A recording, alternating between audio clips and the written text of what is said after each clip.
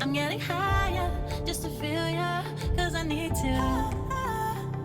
No one knows it, heart is frozen from your poison. Taking the potion just to feel ya, cause I miss you. Oh my God, can't stop you like heroin. My love you got, there's no settlement. I can't pretend that we're nothing. Oh, I think I'm overdosing. I think that I'm overdosing.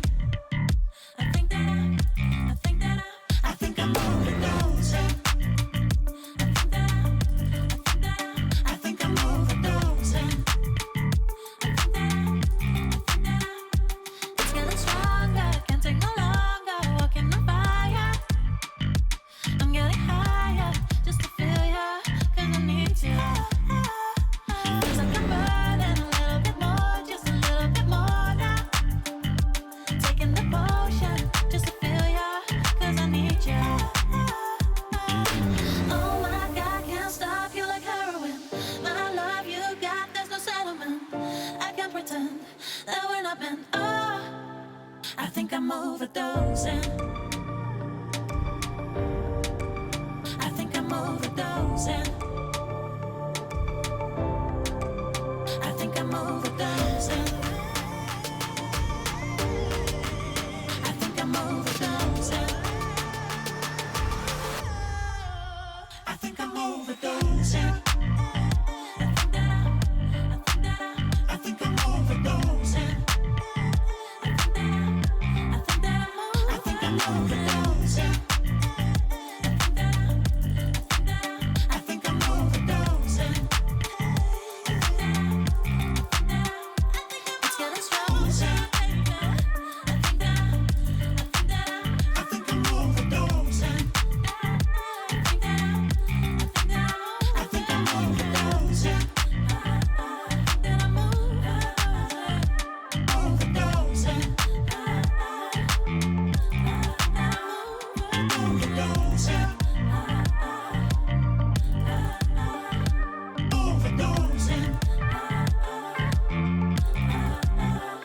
I'm overdosing.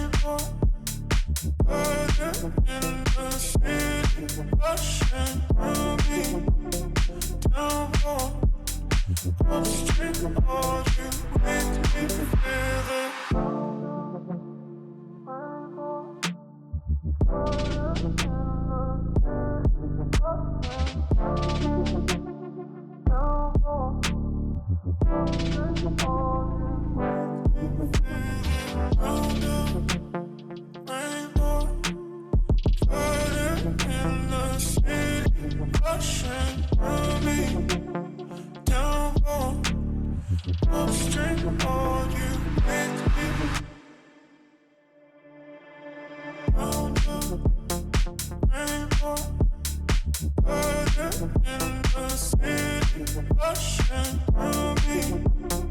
Downpour, upstream, are you with me? Feel it round the rainbow, further in the city, rushing through me. Downpour, upstream, are you with me? Feel it round the rainbow, further in the city, rushing through me.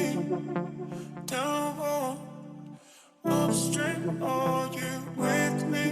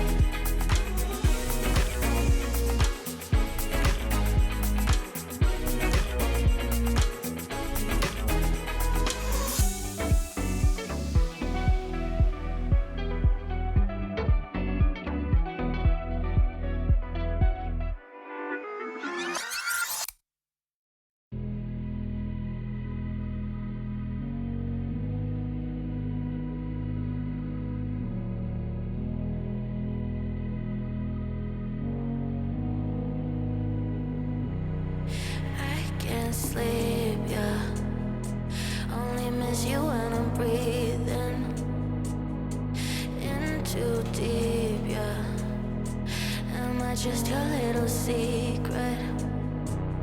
I didn't hear the sirens. I didn't wanna see the warning signs. And price, yeah. Oh, I should've known. It hits me like a tidal wave every time you say my name. It hits me like a tidal wave. It hits me like a tidal wave. A tidal wave. Tidal wave. Tidal wave.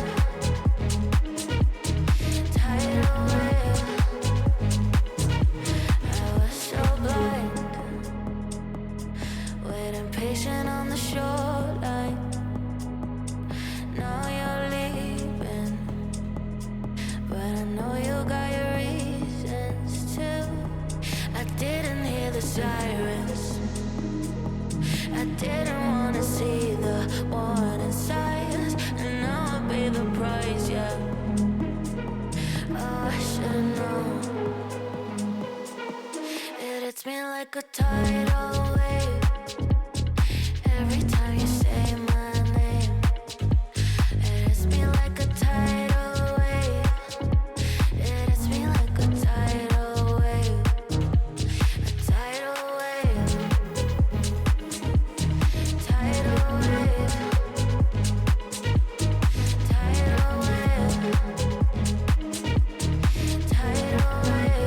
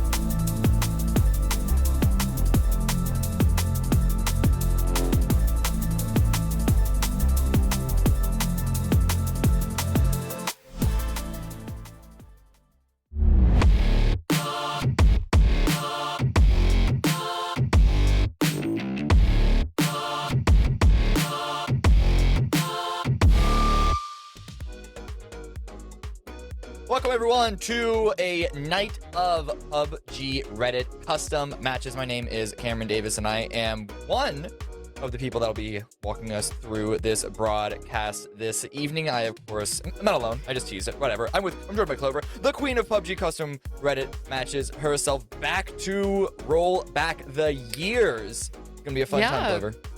Yeah, I was trying to think about this. When was the last time I captured a PUBG Reddit game? And I think it was the very beginning of 2020. And it has been... A lot of things happened that year. It's been, yeah, that was a crazy year. That was a crazy year for a lot of people. But what's even crazier, Cameron, is that we're back. We're back with PUBG Reddit. Yeah, so listen, if you guys are new here, which I'm new here as well, so let's come learn along with me. We are basically going to be playing a whole bunch of custom games tonight with the PUBG Reddit community. So whether on actual Reddit itself, or really it should be called the PUBG Reddit Discord community, because the Discord is where a lot of the activity does happen, especially when it comes to the games and such tonight. But we're just going to have a whole series of random, silly, custom game matches. Not a single one is a straightforward match of PUBG, because you can just matchmake for that. We want the interesting things. We want the fun stuff. We want the kooky, crazy things that you won't get anywhere else. Yeah, and the best part about this is that we have brought back all of the classics when it comes to the PUBG Reddit custom games. But that's not the only thing that we've also kind of brought back, Cameron. Now, for those of you who do remember, we have had in the past spring series, fall series, a lot of fun tournaments. And we have evolved that now into a league system as well. So if those of you guys who don't just want to play, but maybe want to earn something for it too, we've got some really good news for you. Right. Yeah. We got a lot of information to go through, so let's try and hit this quick. So you guys can all join. Even if this is the first time that you're hearing about these games, you can join. It's not locked off. There is no deadline for when to join on up. So follow the instructions on the screen, join the Discord. There's a bunch of channels and stuff that should help you and get involved. So whether you're, say, driving home from work, no, you shouldn't be watching this while driving home. Never mind, take that back, hang up and focus on the road. But otherwise, even if you have to miss out on the first game, or let's say you can't play all the way into the last game, join anyway, because let's go look at the game modes. It's a lot of fun stuff. Let's go see what we're playing tonight. 5 games, all of them different. Yeah, I mean, this is what I was talking about. These are the classic. If you've ever participated in a PUBG Reddit custom in the past, odds are you will recognize these games. Now, game 1, we're back. But if you're familiar, this is, praise the Lord, this is the flare gun loot crates mode. So get those flare guns, shoot them to the sky, load up as quick as possible, because everybody else in the server is going to have just as good of a loot as you do. Followed by that, LMGs only. We've got King of the Hill, a big classic. You've got to really strategize how to get into that center circle.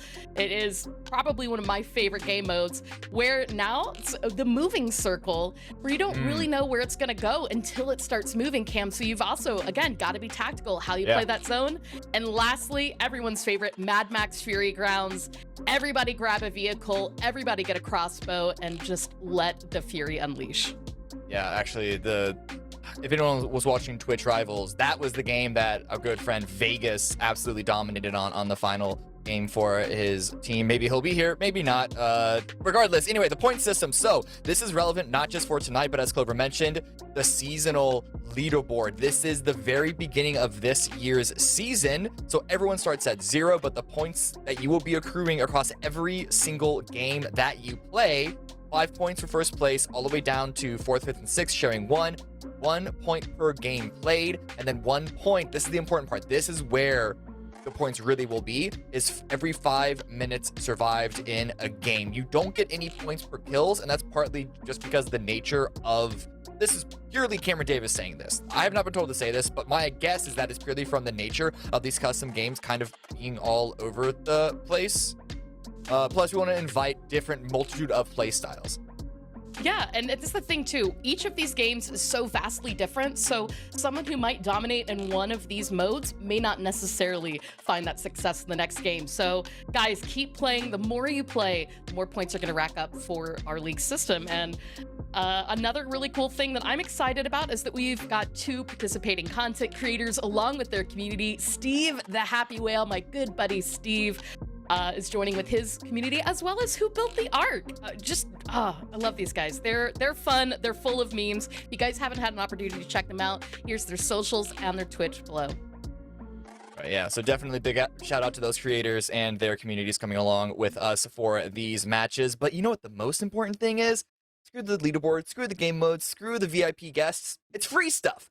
After every single game, there is a 500 G coin giveaway on the Discord. So once again, even if you're not playing in the matches tonight, in the future, whatever, go join the Discord and figure out how to get involved on that end. We're not involved. Don't come talking to us. Don't come DMing either Klov3r or I and asking for G coin or for pretty please. I just lost my cat. I got into a car wreck. I would really appreciate some G coin. Don't say that. That's not us. That's not us. So you can't be playing PUBG while on your phone, Cameron. We already went over this. Don't get in a car wreck, guys. Do not play PUBG. Please, We're not playing PUBG Mobile here. We're playing PUBG. All right. I don't think you can play PUBG Mobile while driving a car. Hey, whatever. Let's just move on here, okay? So,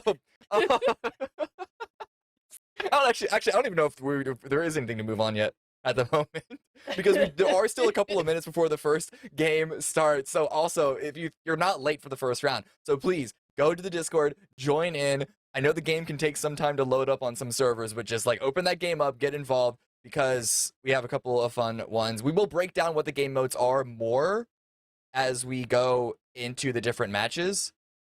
So yeah, don't worry about, even if you're just going to watch, don't worry about understanding what the game modes are. We will give a little bit of an extra breakdown before each game starts. Yeah, and guys, it's all for the memes and dreams. That is what PUBG Customs is about. And if y'all can't join today, we will be doing plenty of these all summer long. And if you're in the Southern Hemisphere, I guess winter long, you know, if you want to play with that higher ping, but hey, you know, we know some ping lords. We know some guys who like to play with 200 ping, right, Cammy? They do just fine. Y'all be good. Listen, we've been playing, Australians have been playing with North Americans since time began. So yeah, very familiar with it. On the first day, God said, "Let there be light," and on the second day, He said, "Let there be lag." Let there be lag. Okay, well, thanks everyone for watching whatever this intro was. We do have game number 1 starting in just a couple of minutes. We're going to go to a short break while we get that one set up. So don't go anywhere. We'll be back with, what was it? We're calling it We're Back, but what is it called? It's Lord? Praise the Lord. We'll be back with We're Back / Praise the Lord in just a few minutes. So don't go anywhere.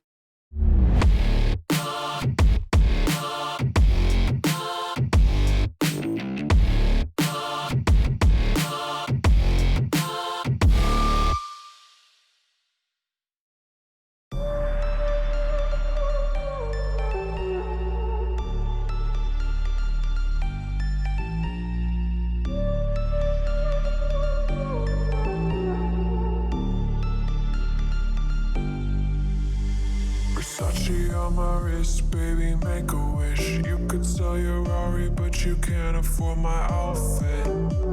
Versace on my wrist, baby, make a wish. You could sell your Rari, but you can't afford my outfit. Versace on my wrist, baby, make a wish. You could sell your Rari, but you can't afford my outfit. Versace on my wrist, baby, make a wish. You could sell your Rari, but you can't afford my outfit. Go wish. Go wish. Go wish.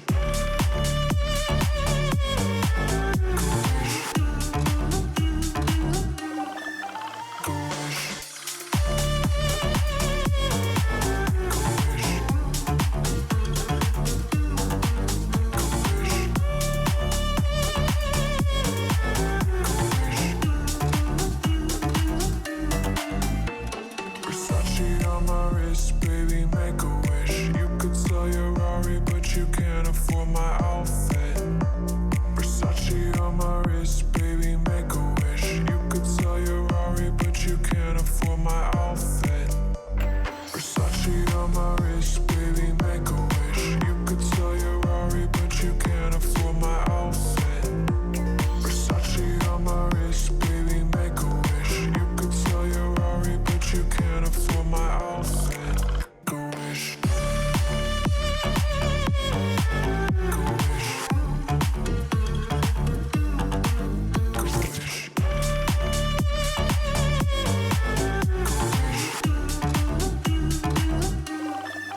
Go wish.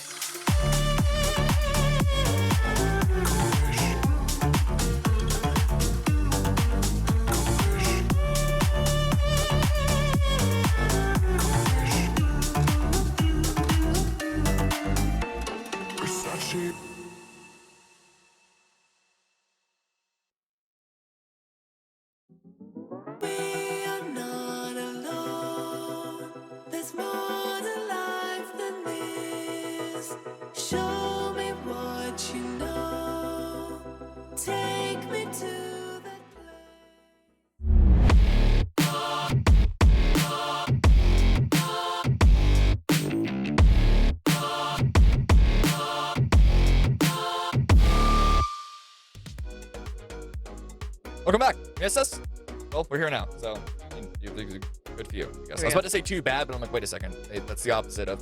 Anyway, again, if this is what we are in the very beginning, I can't imagine how absolutely unprofessional we're going to get by the end. But again, Cameron Davis, Jordan Klov3r going into custom Reddits, and the very first match that we have for you all tonight is we're back / I forgot the name already. Praise the Lord, y'all. Right. Praise the Lord. Shoot those flares to the sky and let the gifts rain down. I'm excited. It's like this is my favorite Christmas game mode, really, if you think about it. Oh my god, it is. Like all the presents, I love it. This is Right. I can't say that I love it. It's my favorite because I feel like all of my favorites are in tonight's games.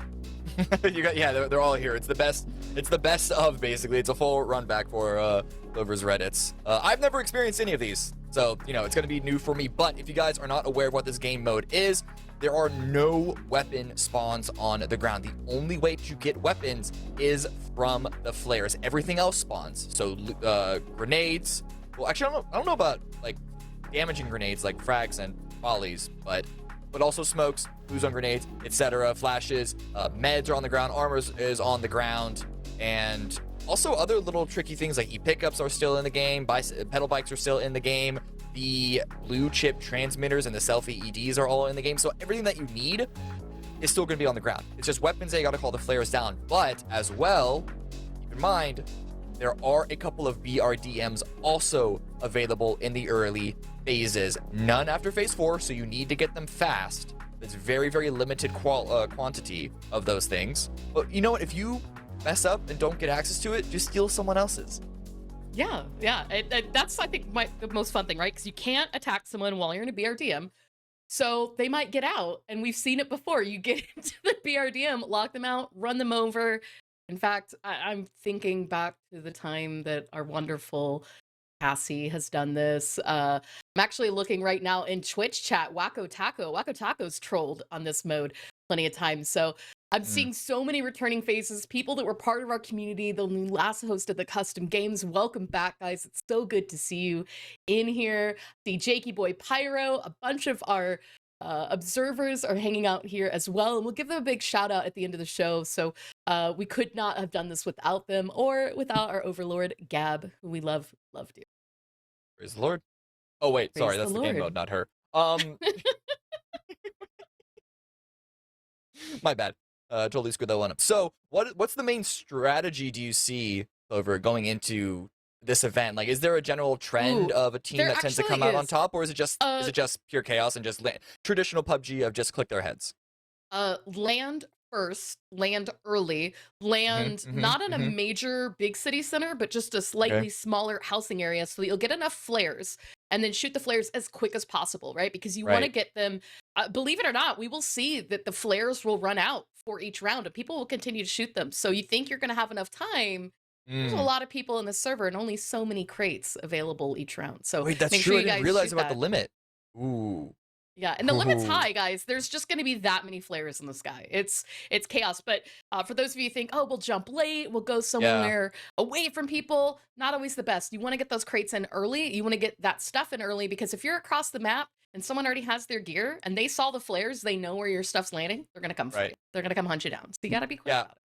I was gonna say it is possible to try and, as long as you're aware of what you're doing, drop late. Let the early droppers set off all their flares in the very beginning. Collect as many as you can throughout the entirety of phase 1 because it's still a long phase, right? Get as many of those flares as you can, and then the second phase 2 pops. Start firing all of them off. But as you say, while you're waiting for your first weapons to come on down, that you're going to be chased down and you're going to be camped for it. So yeah, absolutely. I think it is going to be very, very heavy action in the beginning of this one. The thing is, though, you want to get as many flares as possible. So it really does depend on where the plane path is, on what the best access to it, because like maybe you want to wait like 2 seconds before dropping out, because then you get a better initial position, because you usually don't want to leave it up to luck on if you can find how many flares you can find in maybe a small little shack in the corner of the map. Well, and now the map stream has just appeared for you and I, and we're about to show it live just shortly. And a thing that's really interesting about the map stream, it's kind of what we're waiting for this mode, is we wanted to see where the flight path goes, because this is going to help everybody in that decision making, right? Where do you land? Do you go to a really big city? Do you take a little kind of clustering of houses, right? Because you got to remember, it's not just you that's grabbing flares. You're getting enough stuff for your whole team. So, and then lastly, I think what we really kind of need to see here as well is that where is the, I guess, where's the centering of the flight path? And if it's Right. obscured, is it going to cut off really big parts to the start of the map? And that's something that's going to be really interesting for Vikendi, guys. And we will cut to it shortly. We're just waiting for everybody to get in the plane. We don't want anybody to get in that inside information, but I see it and I'm sharing inside information. And I can already hear the producer. He's like, they can't see the map. Stop talking about it, Stephanie. That's okay. Well, no, because this is an 'Cause I'm here important for thing, the though. chaos. Sure, but this is important, though, because go look at the players. While you're sitting in the lobby, you can see what the plane path is. So I'm sure that if any of these players, if they're playing for points, which they should be, this is still PvP, this is still competition, as crazy and manic as it might be, you still want to win this thing. They should be having discussions like this as well. So they should be planning off where they want to go. They see the flight path. They get a couple of minutes, minute and a half, perhaps, to make a full discussion. But here we go. Game number 1 is starting. We saw that plane path very briefly. It is I would have jumped right here. west-coded. Right. I would have jumped right here. There's that clustering to the west that was available, but it actually looks like our Vilka. first team is heading for Winery, and there's so much. There's going to be so much stuff in Winery, but the thing you have to think about too is that once your stuff starts dropping, if you're sharing that with another team, you've got to think defensively. You got to wonder, how can I not only wait for the crates, right? Because it does take time for them to land on the ground for you to get that gear. Are you going to be quicker than the team that's sharing the compound with you? Right, yeah. So we have a big spread, and it seems like a lot of people haven't been watching the broadcast, which is good because that would be screen sharing, also on a 5-minute delay. But there are people who are actually waiting until the very end. A lot of people. It almost looks like more people are dropping later than earlier, which I know is something that I think people that are trying to play, like, not sweaty, like they don't want a hot drop, they usually tend to wait towards the end. It's not really that much of a thing anymore in normal matches, but I think that there's a lot of people that kind of still have that tendency to wait. Because it looks like a lot of people are trying to go all the way to Cosmodrome even. Yeah, we've seen a couple of long drops. There's still some people in the air for Coal Mine, but you can see already Hot Drop, Burrito, Team Hob, which in this case looks like they're all for Team MGR. It's Wako Taco Gun Day. That is a full team of Reddit Classics. They know how to play this mode. They know get down, grab stuff quickly, and get going. And there you go, Cameron. Look at that beautiful sight. The last time we played this mode, we didn't really get to do it in the nighttime Vikendi. And let me tell you, that's a gorgeous sight to behold. See, this is really the only reason why we have this mode. Everything else is just sort of circumstantial, but we have a bunch of flares going out, fireworks in the night sky, and I'm looking, because we have access, Klov3r and I, we have secret access to a secret map feed that you don't get because you're not as special as us. I'm looking at the number of flares count down, and there's still a lot. We still have more than half, but it's Saga. counting down very fast. And there are a couple of teams in some of these cities that are firing off, looks like almost 20 of them by the end of all of this. So again, the teams that are dropping late, they're going to be very punished. Look at this, already 5 in the sky, rather, I can't count. Make that 6. Wait, no, this is 5 now. God, I we're really sub can't 50 now. There's sub 50 flare crates left for this round now. Again, once the circle moves, we close, we go to round 2, to phase 2. It will reset. It will keep adding. But like you said before we started the game, we're only going to see them for the first 4 phases. Right. Unfortunately, we did see a drowned death in the air, a little bit of a disconnect. And okay, I was told that we're going to have the blue chip and the self AEDs, the blue chip transmitters, boosted marginally to keep the action going the entire game. But that was a lot, all in that one room. And here it is. The first flares are finally dropping down. What is the first crate weapon that we get to see? I usually don't like the game of checking what's in the crate, but it feels important. Oh my god, wait, that's a lot of them falling. So full. Oh yeah, and you know what, Cam? I live just a little too far south. I didn't get to see the Aurora Borealis. I didn't get. Did you get to see the Aurora? No, I didn't, or no. was it too bright in New York? Or it's a little bit of both. We weren't. I don't think we were quite on route for it, but also it's. I mean, God, look at the big city. You think I'm avoiding the light pollution to allow me to see it? Nah. This is beautiful. This is, as you said, I'm excited now. As we can see here on the map, NGR, aka Team Burrito, might be potentially the first to get geared up. And again, this is kind of what we talked about. Where you landed in the flight path, how quickly you shot up the flares is also how quickly these crates are going to touch down. And you can see as we get further out from the flight path, some of those crates are a bit further high in the air, so those people are going to get it just a little bit later. I am surprised, and because I know it's your favorite TV show, why you hadn't made the connection, especially now that it's night, between this and Band of Brothers. Because seeing all of those planes You cross over the night remembered? sky, of course, all of the planes Aw. crossing over the night sky with all the parachutes flying down, this was the paratroopers in World War II. Oh my god, even just the sounds. The Right. one thing that's always got me about this mode is the constant sound of planes. Because, again, 100 crates, 100 planes. It's 100 planes a phase, y'all. A total of 400 planes. And then we've got the BRDM planes. Now, the first circle covered almost the entirety of the map. I'd say about 95% of Vikendi is in this circle. So there's only 2 teams that were really in a good position to call down a BRDM. As you can see, it's going to be the top left and the top right. Cosmodrome, I don't think they left, but we can see that a BRDM was grabbed by the purple team up there in the top left. So, excuse me, top right was Cosmodrome. Top left did get a BRDM. So that's our first and only BRDM of the game. Meanwhile, it looks like we've got quite a lot of ops. We've got we've got a lot of automatic sniper action. I'm curious, Cam, if you were to open a crate, what would be the first gun you go for?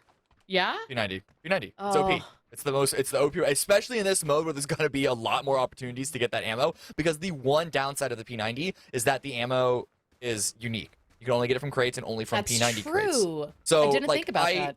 I recognize arguments that the Groza is the best, and of course the Mark 14 is also powerful, but those are the 3 that are in the top position, bar none, right? But the P90 for me is is objectively the most powerful weapon in the game because of its versatility. And in the early game, and this is the argument that I've always made, is that even in the early game, it's valuable to take it, because if you can't, you might not be able to. People have argued with me that but you run out of ammo. It's like, okay, but if you need to use the P90 over a DMR that you have as your primary during like the first beginning of the game, then you absolutely needed to win that fight, and so you want to have the P90 on you, because the closer an engagement is, the more valuable it is to win it. Well, and the one thing, too, about this game mode that a lot of people don't think about it is weight management, right? If you're grabbing med kits, you're grabbing things that tend to weigh more, heavier ammo types, heavier weapons. Right. It is going to be harder, but again, keeping in mind, as you have more flares, you can always get that restock. Right. Oh, and Easy Tango is potentially our first. I'm not sure if they heard him yet or if they're just leaving to avoid. It looks like Easy's, I think, potentially just scouting ahead for his team. Yeah, Llama heard that. I think there might have been a planned rotation from Only Fins, but they stalled out for a second, wanted to see where that vehicle was going to go, whether it was going to be a crash or not, but they are instead just going to move out and get ready to start moving, because in 45 seconds we will have, I want to call it phase 1, because this phase 1 is really more of just a very extended phase 0. But we will have phase 2, which in this mode is going to be anyway, phase 2 is about to start in about 30 seconds, so this is when you really want to start to get ready to move. I don't know how much smaller it's going to get here, so you might have to move fast. A lot of teams might want to be on the move immediately, or, some of them could just stay in still. Vikendi does have a trait of having a lot of compounds that can usually stay in play for a couple of zones, and you don't usually want to play the natural terrain until you get more about halfway through the game. I want a toxic shift so bad. I know that that's like, we're supposed to be fair and nice. No, this is, Never. we're all for the memes. Again, I want a toxic hard shift. But again, a toxic hard shift would also make it easier to get a BRDM, and thank you. Oh, but now look at this, Cam. Almost all of the teams are in really good position to call a BRDM, but if you're that center of that circle, you haven't gotten a BRDM yet, you're out of luck. Also, I like how the notes that we were given were, BRDMs are available. They almost implied that there weren't going to be that many of them. There are 25 available in this phase. It got reset up to, there were 20 in phase 1, 25 in phase 2. There are some teams that might be calling down 4 BRDMs, 5 BRDMs. Look, there they are right now. They're going to have an entire fleet. That's the thing, too. If you're wanting to call a crate, you're not be able to crawl it now if you were part of that hard shift. Right. Because those BRDMs we're going down 3, 2, 1. We're about to be out, and I'm hoping people are remembering to save some of those flares in case they were hoping to get more ammo. So, now switching topic real quick, the BRDM, and we're gonna see a lot of this in Mad Max, the 5th game of the year. It is big armor. You have to play it strategically, right? You can troll with the BRDM, you can kind of mess with people, Yeah. but you're not going to be able to do any damage. So you really got to use it for transport, or you've got to use it to kind of turtle your way through the next round. Yeah, the BRDM is really good if there was not that many people alive in the late game, but despite it being, you know, definitely the highest armor of all the vehicles, bar none. That's not even really a controversial statement at all. That's just an objective fact.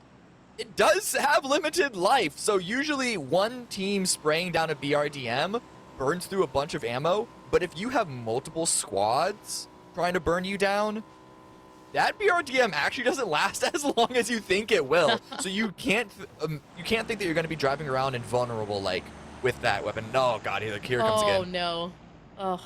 Well, that is the one good thing for this team. Now, this is the team that I pointed out that was the very center of the circle shift. They weren't in a position to get a BRDM, but look at all this. Look at all this crates. Who needs a BRDM? They could make one with all the gear that they're getting here. Just put it together. I'm pretty sure they got like a fourth of the crates that were available for this phase.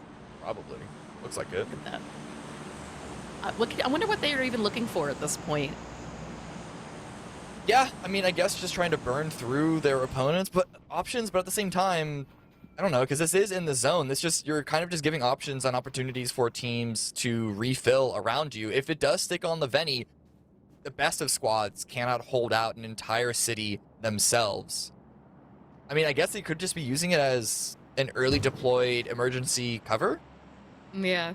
Oh, there's the P90. And, you know, a shout out to Katie as well, another mod for PUBG Reddit, joined by the amazing Jakey Boy Pro and Benny Side. I was really hoping we would see a feature from a very beloved ex-moderator of the PUBG Reddit community, whose name rhymes with Pan.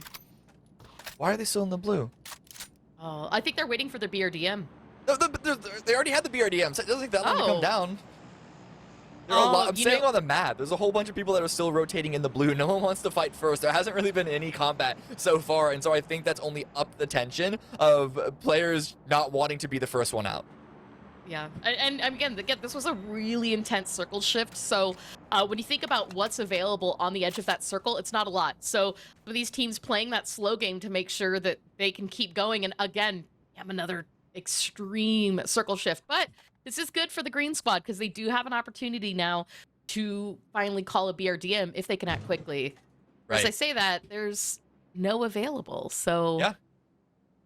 We only had them early. I warned you. And there it is. That is the single best skin in the game. Hot pink BRDM. Girls' night. Yeah, get your G-Coin, guys. Buy all the beautiful skins. And if you want to get G-Coin, come participate. Oh, just this one? Oh. Just this one. I will say this next game, but I will say this always. When are we getting a pizza skin for the dinner plate? It deserves one. It should be pepperoni pizza. You know, make a car that looks like it's a pizza delivery driver with an outfit that's a guy that looks like he's delivering pizzas. Like, I want the whole shebang, PUBG. Listen, I joke that I forget that the K2 exists in the game and that it's the worst weapon in the game. I genuinely, legitimately forget that the DP's in the game. No, a lot of times. It is, and anybody who's ever played PUBG with me can attest to this. I will go on an insane killing spree with the DP28. I'm the dinner plate queen when it comes to just dominating, because the thing is, you just got to be able to manage its recoil. In the early days, it was op. They didn't give the recoil the proper balance it deserved. Then the devs went a little bit hard. And they realized their mistake and nerfed Hold that it. thought. We do have an entire LMG game mode, so I do want to hear this anecdote. We'll do it. I would love We'll to do hear it your next. the defense of the DP, because you're not gonna sell me on it, but I'd love to hear you try. But let's wait until we get the whole LMG game mode. We do have the first kill of the entire match. It's gonna be easy tango going down. We haven't hosted a PUBG Reddit Customs since the polar bear was added. Oh, Run the bear over. Run it over? Can you? Oh. Maybe the observers will let us know if it does get run over by a bear. Now Penguin Sniper is out bunny hopping. This is the thermal 4X on this That's a toxic weapon combination. Ooh, I saw Wooz was on his team as well. For those of you returning, Wooz, the super OG PUBG Reddit player who will always say he's never coming back to PUBG, and then we always find him. But speaking of always find people, Benny Side finding DeFux, getting him out of the car with the headshot. And we can see his team member realizing there's not much he can do here, driving away, making Jakey Boy Pro actually getting the finish there on Defux. I love these names. There's some names we won't say on here, but you know what? I'll say Defux. That's the name. What are you getting mad at me for? What do you mean? It sounds like. Never mind. I can't say the worst names we've seen in PUBG Reddit. Gab would get mad, but there have been far worse names. Yeah, these are mild, y'all. These are mild. These are kid stuff. Something, I mean, COD lobby, something, 2005. Anyway, moving on. So, the PPT doing a good job getting a couple of kills themselves, controlling this road, already getting a couple of engagements, though I think that vehicle might be coming back for revenge. A little bit of drive-by shots to Mark 14, not dealing the damage that it's hoping to. Oh, there it is. One little tag there. But you're just asking to get almed out of that one. Ooh, let's see. Who's driving? Oh, okay, Captain. Let's go. Captain Dankland. Another OG from the OG PUBG Reddit days. Good to see some people back. And oh, looks like OnlyFins has gotten themselves into a bit of trouble with our good friend God. Saga UK. Oh, you didn't tell me Saga was in this? Listen, if you guys don't know who Saga is... Yeah, and Jorah, sorry. If you guys don't know who Saga is, though, he is a European commentator for PUBG Esports. But more importantly than that, he is the single hardest to control teammate in this game. He hears a shot halfway across the map. He's already going to be running off before he makes a call out. He just runs around. You'll win a game with 0 kills. He'll have 20 of them. Which, you know, free chicken dinners. I'm not mad about that, but it's like, you know, leave something for me, please. You know, I feel like I'm his mother. I'm his babysitter. Like, I have to, like, watch all of the flanks. I'm like, hey, let's control this area. He's like, I am controlling this area, as he does laps around the entire hilltop, shooting anyone and everyone, and eventually gets got. I'm like, well, what do you expect? But you know what? Then he's on the perfect team with Jorah, because I've run into that same problem with John before, that we're all doing one thing, and then John's like, there's a person, goes out and kills them. But right now it's actually Seabag that's cleaning up, and OnlyFins is eliminated. Steve, say it ain't so. Listen, they run up against the best of the best. Saga, Jorah. What was that? Seajag? Was that the third? Steve is probably one of the gnarliest people I've ever played with. I was just trying to amp up Saga Jorah, Saga's team, okay? I will say this, though. Again, these modes, right? They play to different play styles. So if someone's struggling a bit this game, we might see that change. Now, Katie, it looks like her squad has actually kind of trapped just a little bit who built the ARCS team. So let's see if they're able to take any of these players out. Ultimate Joker and Hilarious Gil do catch Benny's side, get him down to about half health, but P90's got to take a break and get that reload in. Where's the teammate? Where's Hilarious Gil? All the way off on the opposite side. The hipfire comes out on top for Ultimate Joker. Uh-oh, tried to go for the finish there, but getting approached by another teammate. Can't get around the corner before getting knocked. And this is where you start to yell at the teammate. Ooh, looks like Gil is coming out on top. Is dealing a lot of damage. It actually defends Joker. Joker isn't getting flushed. But there it is, the second knock. And one of them has a self-AED. It's got to be Gil, but there it is. When you knock someone... Should have been the last. They immediately go down. I mean, they don't immediately go down. You know what's on the table. And Please Don't Shoot Us are eventually eliminated. Yeah, it looks like as well as that was going on, another team fight was taken out. I saw Woo's fall, and the circle's getting ready to shift. Now, again, another hard change here. And as we actually, it looks like there's not a lot of coverage in the center of the circle cam. No, there's one compound to the north. Granted, like, this is a very, very fast shrinking. We thought phase 1 was huge. This is it's already phase 5, but still, it's relatively small for that, if my memory serves me correctly, which it routinely doesn't. I'm really bad at, I'm not that smart. Regardless, yeah, not a lot to play around. There's a little bit of a ridge in the center. There's a compound to the north. Oh, Sniper, no. Look at but these bombs are going to be dealing a lot of damage here, and there it is. Finally, an angle is going to be found. Kramer slides in through the door to Jerry's apartment to get that knock. Yeah, I mean, Penguin really didn't have a lot of options. Again, there's not much coverage put down in front of that tree, but he had 3 different teams on him, all trying to go for that reset, but Nade's going to do enough. And here you go, you called it. Saga is just aggressively pushing away from the rest of his team. Gets out Swinny, gets out Monty. Keeping them all alive as he waits for that last one. Oh, it's got to be. There we go. Yep, there it is. Error is eliminated. The hip fire on the P90. Listen, everyone's using the P90. I'm telling you, there's a reason why. It's either that or the MG3. You called it. You know, like you said, when the issue is ammo, this is the mode that eliminates that issue. So Exactly. there's no reason not to have it. But okay, Yeah. there's some MG3 love. Yeah, okay, so the reason to roll the MG3 is because it shares ammo with the Mark 14. I personally try to avoid splitting ammo types between my weapons. The P90 is the only exception to that, or the OM, like the ones with the exclusive ammo. But I hate splitting 5.56 and 7.62 in my kit. But you have an MG3/Groza, and you have a Mark 14, not a problem. Oh, Seabag. Oh, and now Saga down as well. It's just Jorosaur. Can Jorosaur save it for BZZ, the Blue Zone Zoros? And he's got to get out. That car's about to go up. That vehicle's still going to go up. Oh, John down to 40 HP, but he's actually going to get a bit of coverage from this hill, and that's going to help him put some distance between him and the other squad. But again, coming into the zone, trying to chase the blue. He's down to 25 HP. Doesn't really have a ton of opportunity on where he can stop. His hill's a bit of coverage right now, but he's got to keep going. He's not in the zone here. Yeah. Keep in mind, get the most points out of surviving as long as possible. Everyone that is still alive at this point just broke 20 minutes. That's 20 points there. So despite Jorah wanting to get revenge for the team, Seaback also had a self-AED. Is back up, but the blue zone might eliminate them. Keeping an eye on that. But Jorah's job right now is to just survive. Don't get revenge. Don't try and even get the blue chips, because the only blue chip, not even respawn, I keep forgetting what it's called, but the tower is to the north, nowhere near where this squad is hanging out. Oh, yeah, again, Haiti, looks like they did lose Jakey Boy Pro earlier. Benny's side is going to fall down to hack shots, and Katie doesn't have a lot of options right now. As you can see, multiple teams do have eyes on her here. Trying to throw a smoke to Benny, keep him alive, but it's not going to be enough, and she's going to have to go ahead and rotate away to a better space, and the selfie might be her only save here. She did get knocked. Yeah, back to Jorosaur indeed, but gets immediately knocked. Tried to go for an aggressive maneuver there, and now Blue Zone Zoros are eliminated. Jorosaur could not handle the pressure coming out from Bush Camper. Still got a good number of kills amongst them, but unfortunately you don't get scored by kills.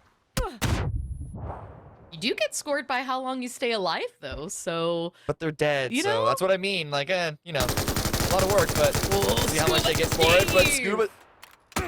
You knew there was a second one there! You have to have known there was a second one there. Wasting all that ammo and running out of ammo on an LMG as well. That's an embarrassment. Like, you really got to keep out for that.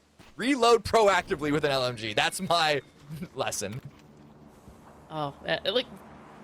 Full squad right there. They've got a BODM. They've got a good spot, the edge of zone, and they've got plenty of crates to continue looting from.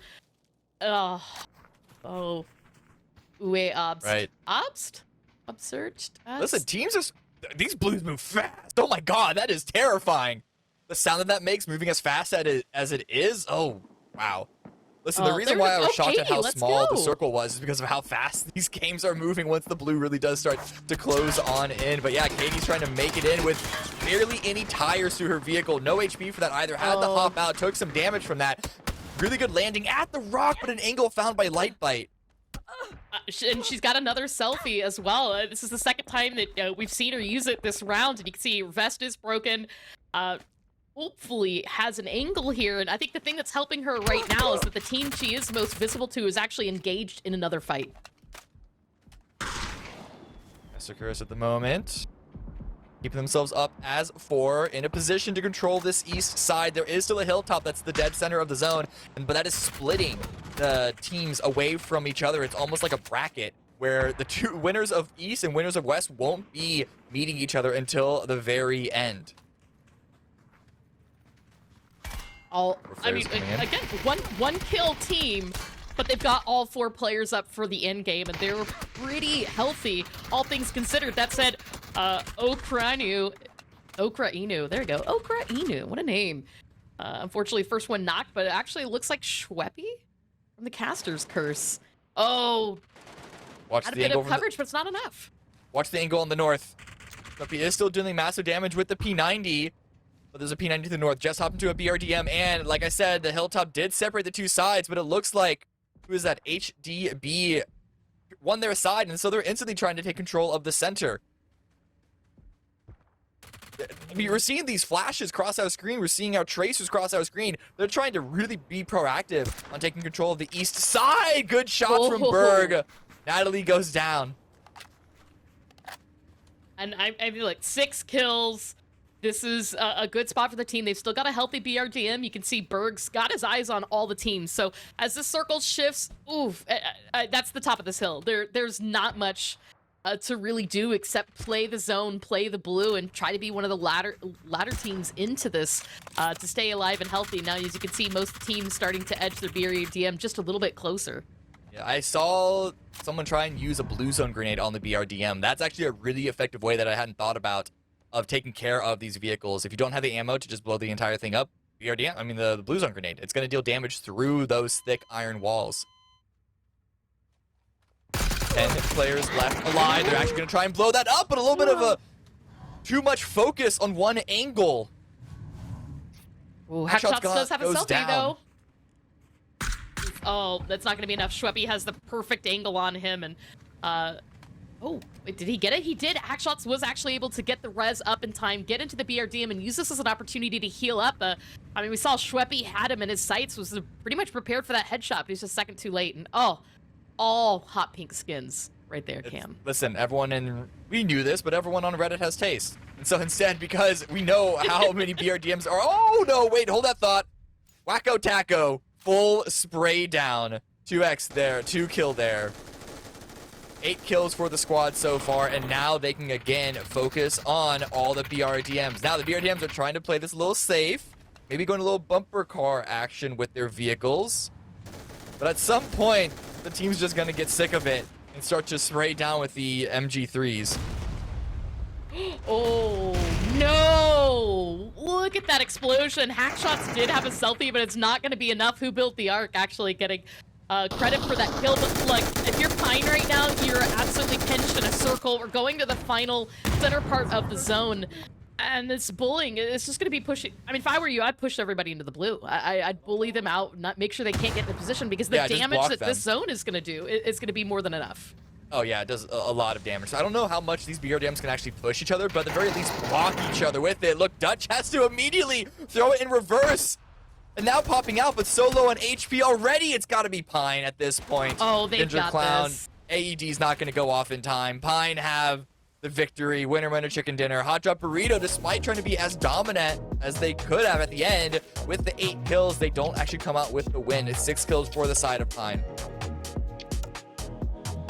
So I'm like rocking out to this music. I'm digging it. You know, Cam, this is my first game back casting in so long, and I was a little nervous, but you know what? The guys, the gals, they put on an amazing show. It was a really good way to welcome back PUBG Customs. And as you said, who built the Ark and their team came on top of this match.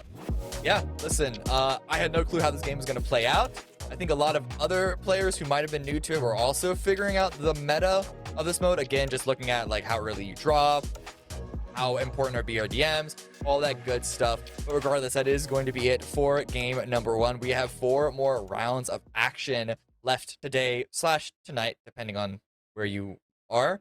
And we're going to go to a break, and we'll see you guys in a few minutes with our second round of play.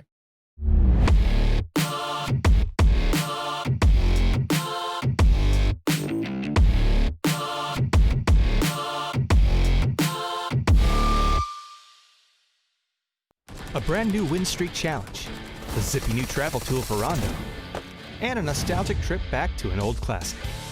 All this and more as we dive into the Update 29.2 patch report. Been a while since I said that. First up, we're taking a trip back to a fan favorite time. That's right, we're going home. Air & Go Classic will feature an earlier version of the map, with a few modern tweaks for convenience. We've reduced recoil, added the starting island and bench weapons back in, randomized vehicle locations, threw some clothes on the ground, and even turned back the clock on the UI. This isn't a one-to-one original, but we hope it'll capture the fun and feel of those early PUBG days. Air & Go Classic will be around for 2 weeks, from May 14th to 28th on PC, and May 23rd to June 6th on console. Check out the patch notes for full details on all the throwbacks. Next up, the Win Streak Showdown is a new way to challenge yourself against other pre-made teams. Battle for new objectives and track your score while trying to rack up back-to-back chicken dinners. It's a brand new way to push yourself to the limit while earning great rewards.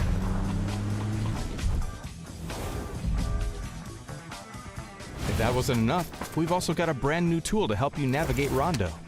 The dynamic new zipline gun lets you deploy a cable to desired locations and zip across. This changes map navigation in a big way, and we know you're going to get creative, so we're looking forward to seeing what you do with it. There's also a brand new Survivor Pass, updates to Team Deathmatch, bug fixes, performance improvements, and more. So be sure to check out the patch notes for full details. Update 29.2 is here, so rack up that win streak, grab the new tool, and zipline back to the past. Because we're going home. We'll see you on the Battlegrounds. Nostalgia.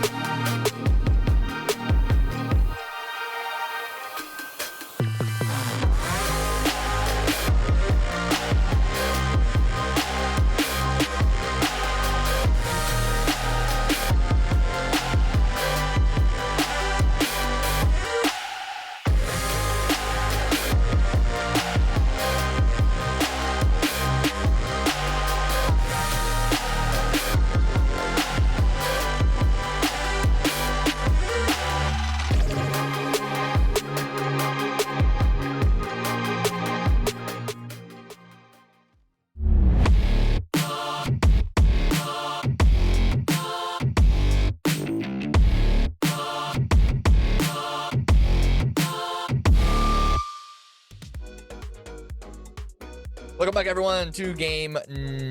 Well, not the game yet, but welcome back to the broadcast for the Reddit Custom Reddit PUBG Customs. We just saw an amazing "We're Back" / Praise the Lord round where Team Pine, random teams, but the team name was Pine, came out on top with the lead. But we were moving forward after we see the previous game leaderboard graphic. Don't get ahead of yourself, Cameron. Top 4 teams, so Pineapple Pizza, Hot Drop Burrito, Pan Smashers, and Bush Campers were the most successful teams of that round. I love these icons. Like, I would be Team Pineapple Pizza if I had to pick a team to be that. But yeah, there you go. We see the top damage, top kills, the average survival time. And Cameron, we were talking about this during the break. The survival time matters because this is a per person. So Yeah. even if you died early, your teammates went on, you still got to worry about your own personal survival time if you want those extra points.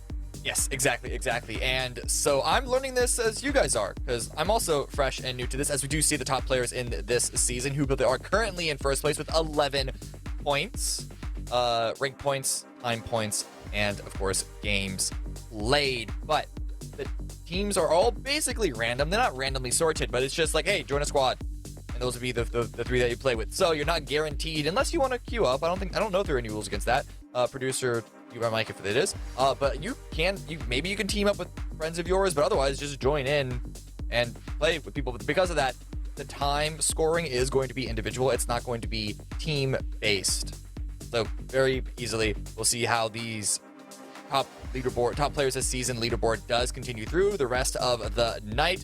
Towards the end of the season, things will be more established, and like the top players would really only be threatened by like the 1 or 2 teams around them. But right now, when the sample size of each game, every single point that you get is going to have that much more of an extra impact on your placement on the leaderboard. And the best thing to do when you play any sort of competitive mode like this is going to be starting off early, starting off strong. Yeah, and as we wait for everybody to get into the lobby so we can get ready for the next game, I mean, this is the thing, right? If you want to play with people, the one people that you're familiar with, as you said, or you can start joining names. Pay attention, guys. Watch these games. See who's getting these kills. See who's staying late in the game. And if you see an open slot in their team, jump in. Now, we just finished Praise the Lord, aka we're back, the flare mode. And Cam, I was starting to sing the praise of LMGs. This is the LMG match. We're going to Dustin. Yep. We're also going to TPP. Yep, third person. It's a mix of first and third person. Should have mentioned that at the start. I know there's a lot of division between the FPP and TPP crowd, but we're going to be bouncing it back and forth. This one is going to be third person. And listen, Klov3r, you don't need to sell me on LMGs. The M249 is the best weapon in the world. It doesn't matter what game it is. I'm going to be playing the M249, and especially now in PUBG, it's never been better. So this is the game mode that I am the most excited for. Absolutely, 100%. So the extended rule set, so there's extra 10% damage. LMGs just fire those bullets off and hope that you don't get hit. One thing to be note, you might not like this, Klov3r, the DP28 could be a little harder to find because of scuffy loot tables.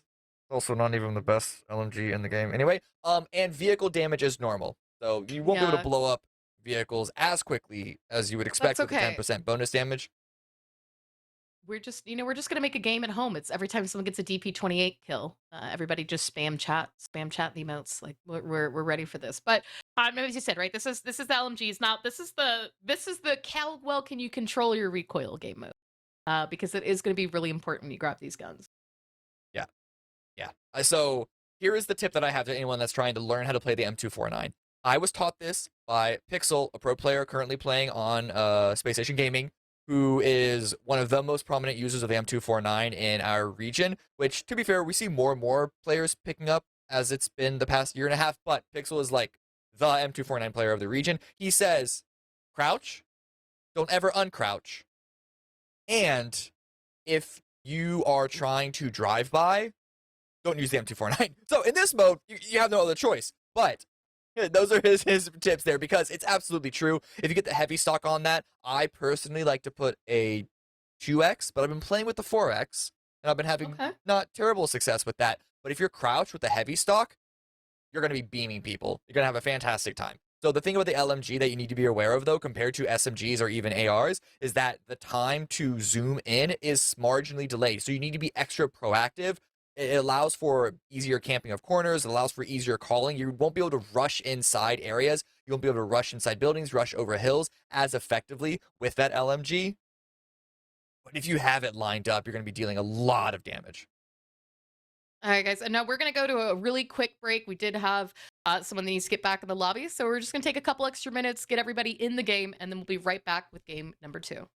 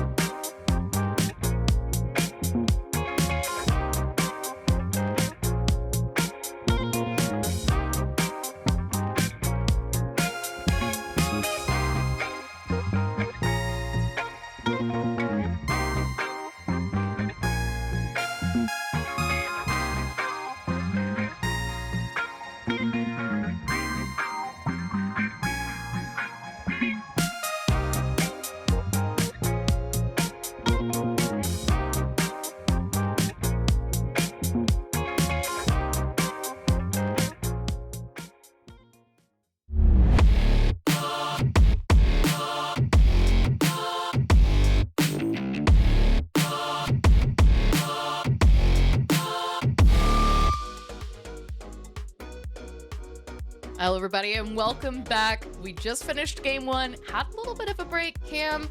We were singing the praise of LMGs, and now we're about to hop in and see how that pans out. Ooh, I'm making pan jokes. I'm really hoping that a person whose name, somebody whose name rhymes with pan needs to be joining these games, because we really need to bring back the tradition of panning Dan. Right. But okay, there we go. Distractions aside, Cam, we're getting ready to go into our next game, and that is going to be Take the Hit, which is our LMG mode. Yeah, I don't know why it's called Take the Hit. I don't know if you can help me figure out. I've been racking my brain over the connection. I know that I had a different name for this mode back in the day, but I think it's since been modified from its original. Sure. So I'm curious. I'm going to assume it's just been from some of the other community customs that have taken place in between Reddit, because, guys, this is the first time that Reddit has been back in 4 years. Like, PUBG Reddit, we had a couple of small things, but the constant customs hosted here on Reddit, it's been about 3.5, 4 years. So we're bringing them back, guys. We're bringing it back. And back in the day, we were doing this for many years even before. So we had a huge Google Doc filled with all of the game modes, all the setups, every way that you could get that game going. And since then, we've been joined by some amazing people, Delza being one of them, who's really put a lot of work into tuning and touching up these game modes. So I'm going to give credit to this one to Delza. No one's landing in El Coro. Interesting. Wow. Maybe it's the opposite. Everybody's too afraid that that's the play. Probably. It's like mind games. Like, if no one goes there, everyone goes there. So Destin is the only map that I actually have a consistent 100% drop location. And it is the south suburbs. So there's Lodge, and you see a lot of people currently dropping on the north suburbs. The south suburbs, that's where I go. All the time. Every single time. Yeah. I'm trying to think the last time I had a consistent drop anywhere. And I think it was like OG, Erangel, it'd be mini power, right? Milta Power Mini, that was my drop spot. Unless, for whatever reason, the plane wasn't there, and then it would just be some random building on the West Coast. But there we go. Our very first circle, Cam, half of that is in swamp. That doesn't look like a good start. It's not great, but it's gonna be open sightlines for the LMGs to just absolutely litter up. So one thing I did want to say, there's gonna be a bunch of M249s, because the only ground spawns, unless there's something I'm just completely forgetting about, the only ground spawn LMGs are M249s and DPs. And DPs, they might be harder to find. I don't think it'll take too long to find one, just because of how much loot you can find on the map, right? This isn't Karakin or anything. So I would still recommend grabbing a DP as your secondary and having it loaded up with purely its own amount of ammo, because we don't have DMRs, but the DP does have the highest base damage in the game. So unless you are comfortable with long-range spraying, which you can do if you prone down, but if you want to have something as an option for long-range tap firing, the DP is the one that I would go for. But Klov3r, I was going to ask you, I cut you off last time because I wanted to save it for this game.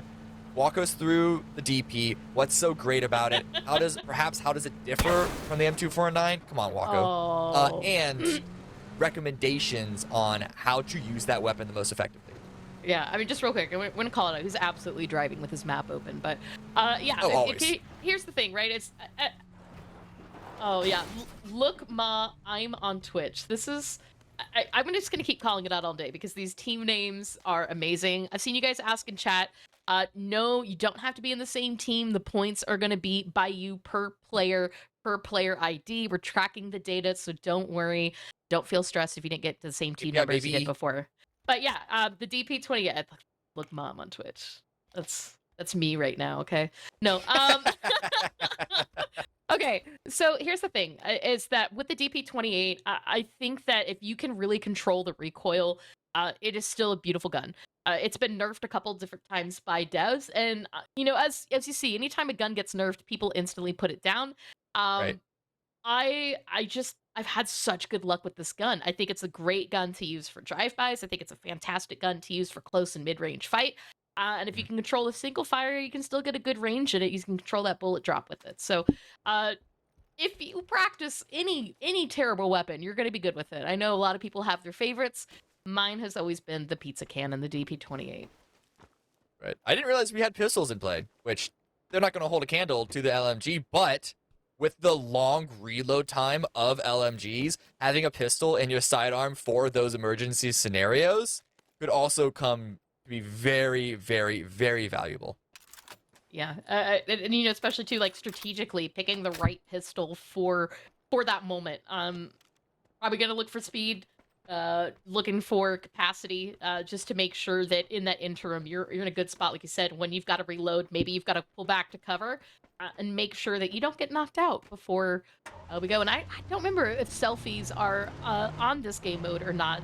Maybe our producer can tell us real quick if we have them on. We'll see. I'm gonna assume they are, but not going to be as plentiful as they were previously. The ice cream truck in the previous is so match. fun.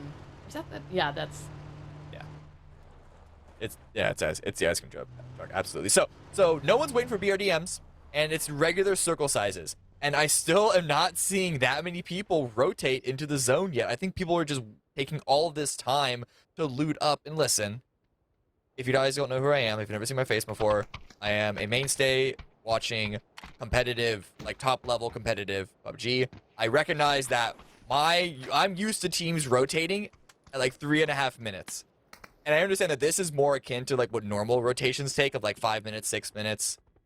But still, I think that especially as far north as this is, I'd like to start seeing more and more teams actually make a rotate up that way. Yeah. And talking about teams real quick, I want to give a shout out to Who Built the Ark, that not only is in first place so far for the seasons, but one of our featured community members is playing with his community tonight. And okay, again, only the first game, things can change.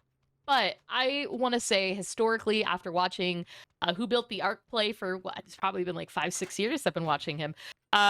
I think he's going to do good. I think we're going to see him hang on to the top 10 pretty easily. I think for today, we'll probably see him dominating around the top 5. But as we saw earlier, we had a couple other big heavy hitter names returning from the OG custom Reddit days. And the reason I say it's important you got some of these OGs is they know the strategies behind playing these games.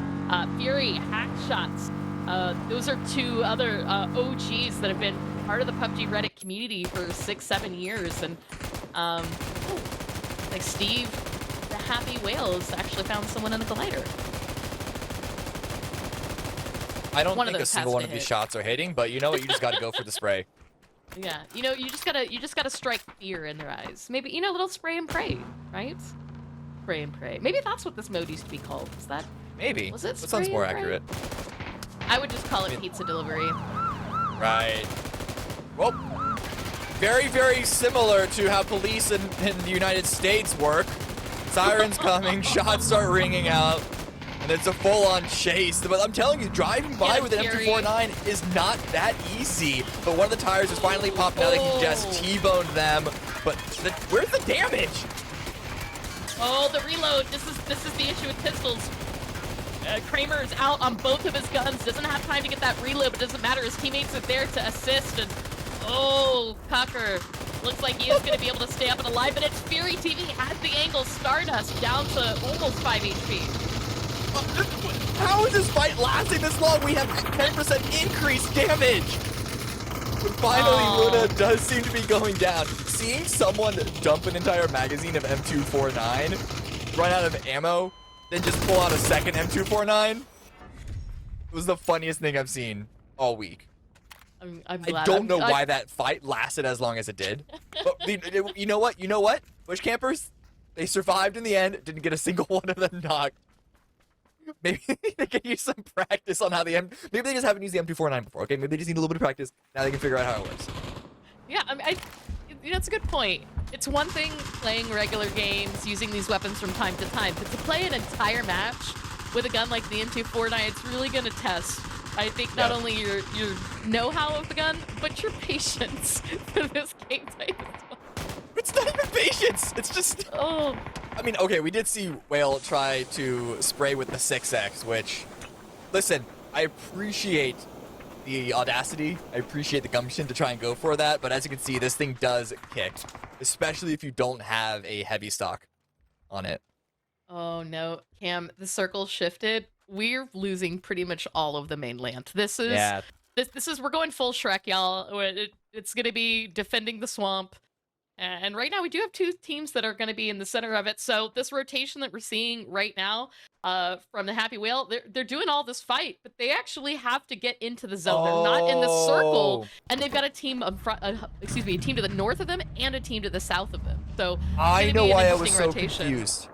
Okay, I thought it said all weapons do plus 10% damage. No, it's all weapons do 10% damage. That's why those fights are all taking so long. That's my bad. I misunderstood this entire rule set. These weapons are nerfed so much, you need an entire magazine of an M249 or a DP, whatever it is, to get one knock. That makes so much more sense. So this one, you really do need to spray and pray. Yeah, it only 10% damage. I admittedly also probably wouldn't grab the DP28. So, I mean, I don't even know if it spawned. I don't even know if it spawns on this map now that I'm thinking about it. The newer maps may not even have it as a weapon type. So, it's invisible to me. I couldn't tell you. I forget that weapon exists. We knew that we were going to get mostly M249s in this game mode regardless. But Sweeney left alone, getting surrounded by a couple of different teams. It actually might even be a full-on crash by BCP. Oh, there we go. The drive-by attempt, but 4v1, this would be 4v2. That's not the play, and you can see they are going to pull back, take coverage behind the billboard sign. And as they are taking some damage, there you go, the pistols. It's going to be the R45. Chromix get him real quick. See, pulling back in. Cameron, that 10% damage, like you said, this shack is going to be gone before the players drop.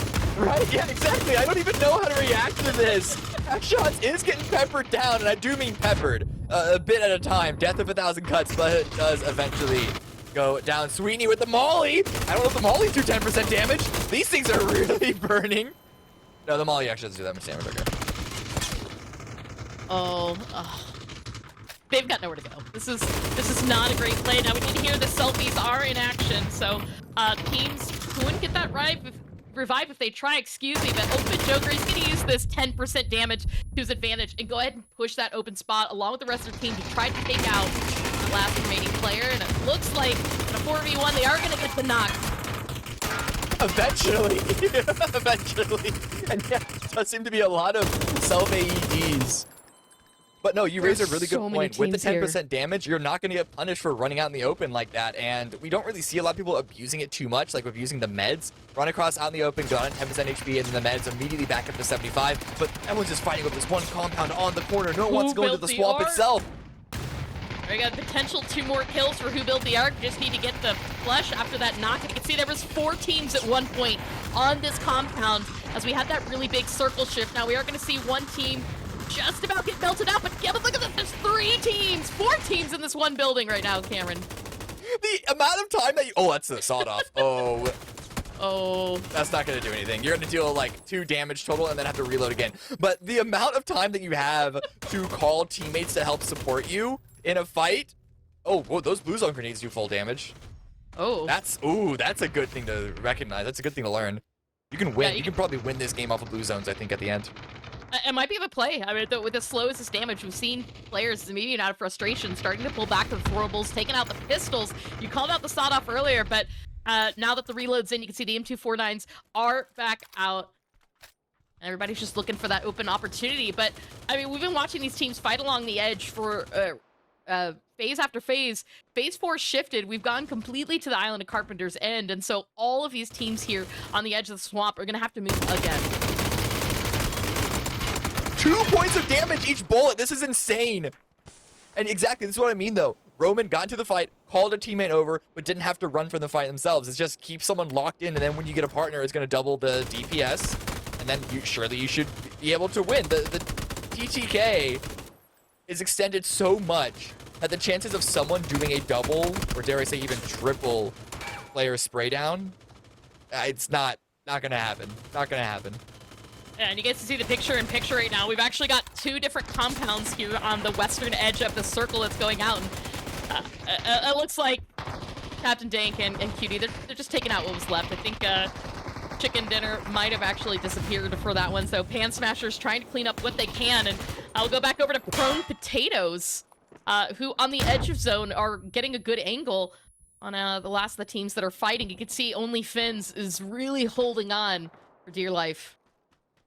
And we're continuing on to Carpenter's End. There have been a couple of teams, literally a couple, just 2 of them hanging out. Everyone else is still coming in from the edge. Everyone else is still coming in from the road that makes it there. Happy Wheel still coming out on top with a bunch of kills, a bunch of frags, but they are chasing after the blue. I mean, I think they're trying to make it kills, right? They had an early elimination on the previous match. It really didn't put them in a good spot for the leaderboard. You can see still only 1 kill, but with 35 alive, they're going to have to continue on for safety. If I was them, I would take this really wide north rotation. You can see that's probably what's going through Steve's mind right now, is to try to avoid these 5 teams along the western edge and just Steve, get ahead. Put the weapon away. You move slower with the M249. This is basic gamer knowledge. You move slower with a heavier weapon. Put the gun away, and then heal, and you should be able to survive. All right, so red zone runners are eliminated. Please don't shoot us with 3 kills here. Hoover the Orc still trying to survive. Light by TV going down. Destructogen has also already been eliminated. Only 2 still remain, and they're also in the blue. Ooh. There you go. Katie's actually doing pretty good for the team. Now, remember, we called this out earlier. They were down to the south. They were putting some pressure on some of these teams, and they did force a rotation for only Finns. And they're still stuck in the zone, but that also means that we're in phase 4. Katie, Jakey Boy, and the rest of Prone Potatoes are going to take that damage as well. And from across the way, it actually looks like CDC has eyes on him. So this is a very hard circle. shift to the east, which is doubly, triply, quadruply bad for the teams that we were just watching. Run in from the west side, out in the blue. Once the zone starts to close, they're going to have to continue sprinting. And then I always say, when it locks into phase 5, that is when it becomes very difficult to survive out in the blue for more than just a couple of seconds. So those teams, I think, trying to play it a little conservative, try and gain, like, be a little clever with being out in the blue zone, are getting punished for it. Ooh, little single fire headshot snipey action with the LMG. I love it. I love the versatility that we're seeing coming out from players. But again, I mean, it's only a few points of damage per spot. So hack shots is just, I mean, real close range. We've seen 5 kills from him. This is the aggression that I'm expecting from him this entire day. And they've managed to keep all 4 of their team members alive.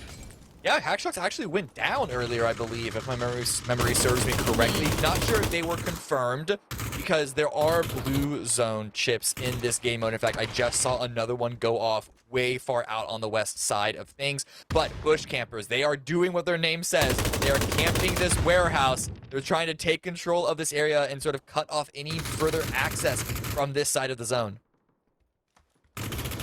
It's very...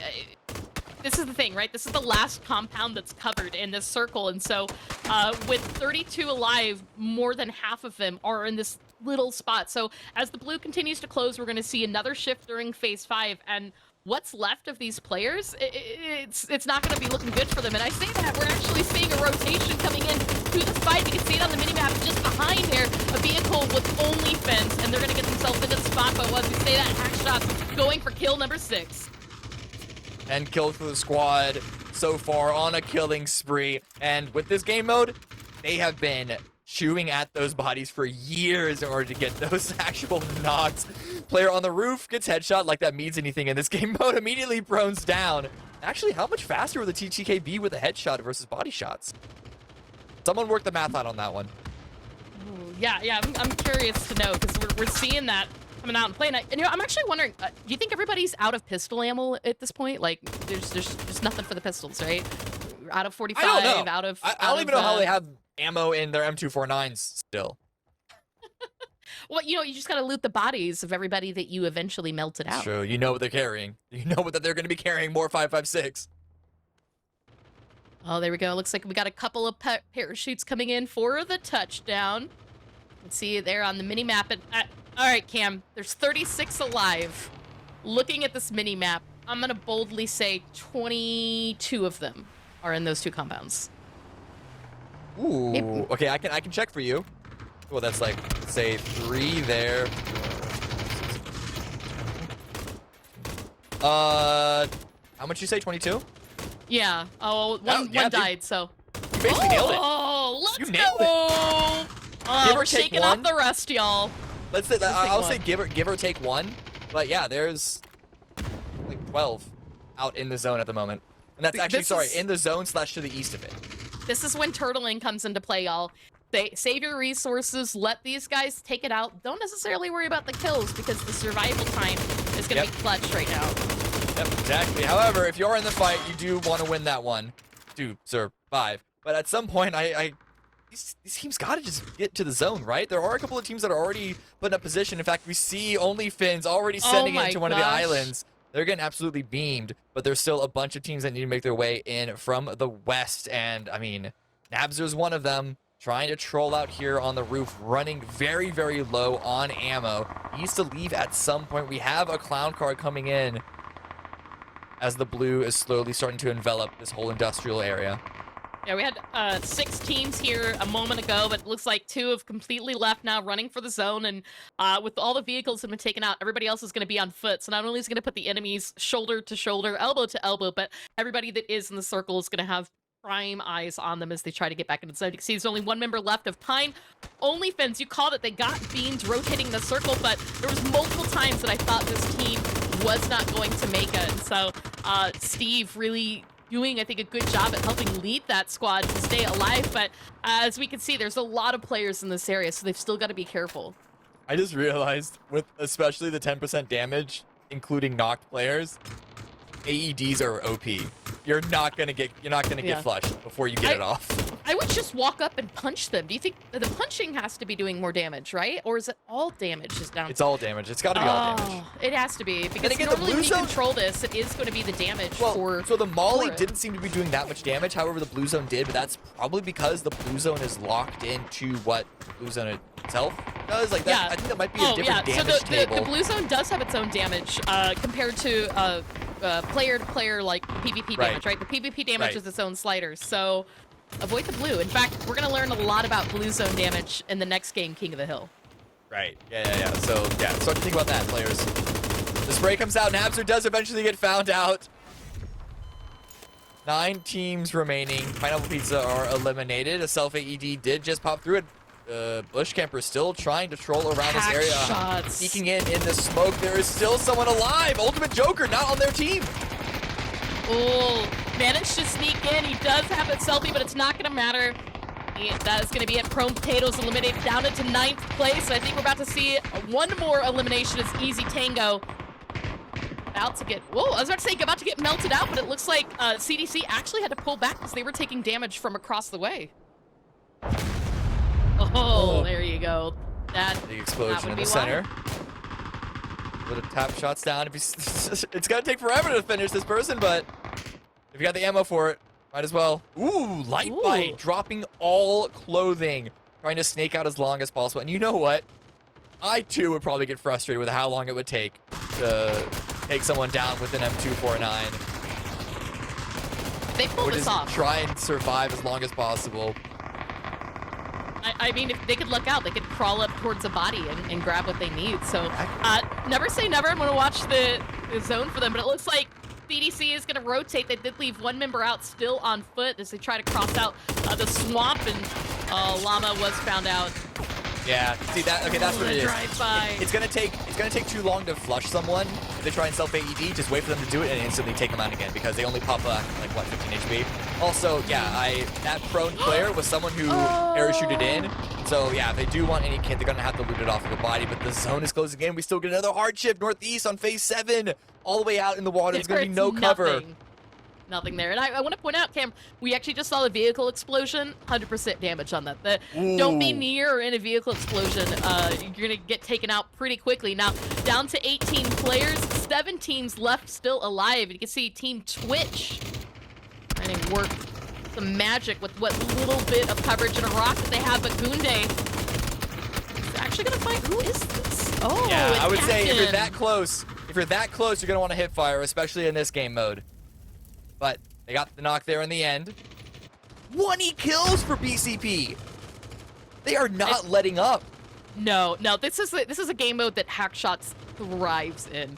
And guys, aside from the name, he's not a hacker. We know Hackshots. We love Hackshots. He's been in our community a very long time. But he is a sweaty player when it comes to customs. So be on your best lookout. Oh, XC, it's phase 7. You can't stay in the blue that long. That grenade's gonna do a little bit of damage, but the blue does more. Right. All of that to prep a grenade that is at 10% damage. You know, old habits die hard. I would forget. I would forget. Yeah, for yeah. sure. Fair point, but everyone's just running from the blue, trying to run in. Pan's out. Oh, Pan's. Oh, that was the blue. No, wait, the Pan did it. The thrown Pan. Let's go. We cracked the code. We cracked the code. Happy Hill is not going to be chunking these things at everyone. Look at this. Oh, let's go, Steve. Oh, no, Steve.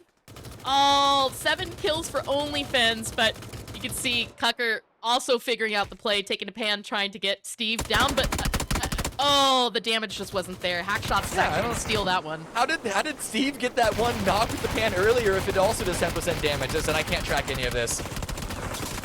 Even get some punches into play. Perhaps ammo is being run out of here. But we're down to only, what is this, 7 players alive, one of them knocked. I'm actually with you. I'm curious how we're going to see the ammo situation play out. Rico is down to just 75 bullets. He's actually going to switch to the P18.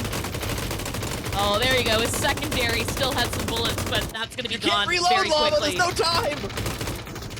Oh, the no. M249 is 2 years of reload time. You're not going to get it done. You should have reloaded at phase 2 if you wanted to get it completed by now. Ooh, self-AED, but instantly got to get knocked again. Oh my gosh. We've got 2 versus 2 versus 1.5 because Amalama has still been knocked. You can see Hackshot's trying to get that reload in. Someone who was running right up to him and Fucks with the P19. Oh, sprays come out. It's 1 versus 2. Hackshot's trying to go for the full win here. Could be running out of resources. Proning down. 6x spray, but with 2 bots. Oh no, able to even the odds. And oh, 60 the bullets. bullet punch. The bullet punch sets it up. It should be it. The self-AED is going to be available. Someone's using it. You got to stop them. Drop into the other M249. The re-knock again. How is this game not over? Oh, the blue. It's 8 seconds till the blue. If the blue didn't.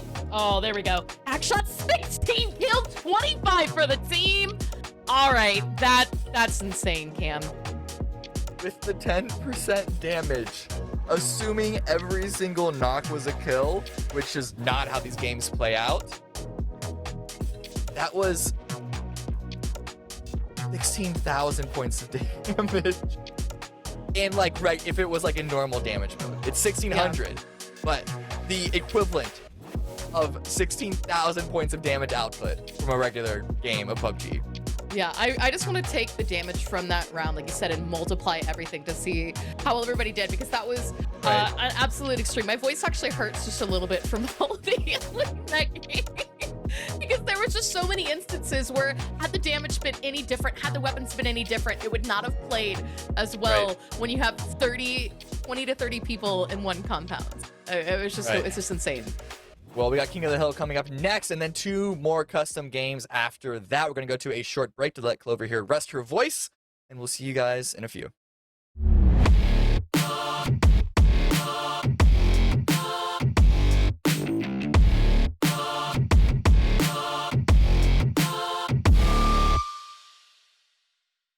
A brand new win streak challenge, a zippy new travel tool for Rondo, and a nostalgic trip back to an old classic. All this and more as we dive into the Update 29.2 patch report. Been a while since I said that. First up, we're taking a trip back to a fan favorite time. That's right, we're going home. Go Classic will feature an earlier version of the map, with a few modern tweaks for convenience. We've reduced recoil, added the starting island and bench weapons back in, randomized vehicle locations, threw some clothes on the ground, and even turned back the clock on the UI. This isn't a one-to-one original, but we hope it'll capture the fun and feel of those early PUBG days. Go Classic will be around for 2 weeks, from May 14th to 28th on PC, and May 23rd to June 6th on console. Check out the patch notes for full details on all the throwbacks. Next up, the Win Streak Showdown is a new way to challenge yourself against other pre-made teams. Battle for new objectives and track your score while trying to rack up back-to-back chicken dinners. It's a brand new way to push yourself to the limit while earning great rewards.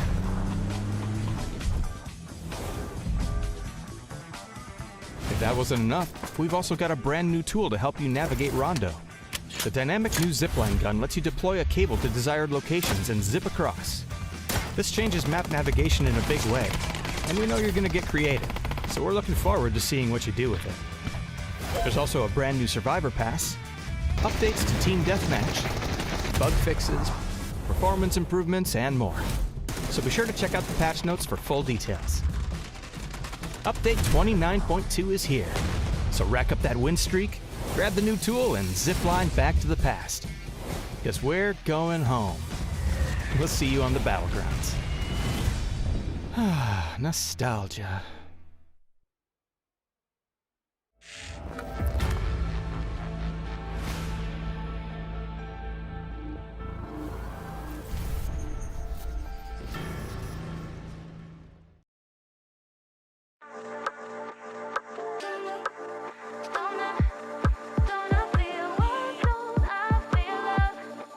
I see the flaws been beneath me.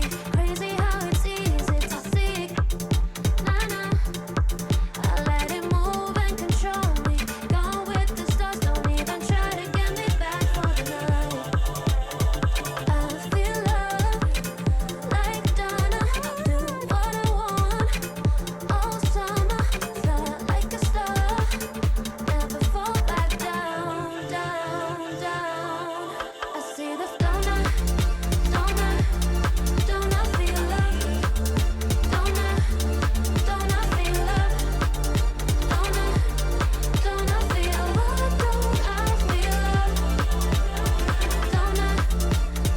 love?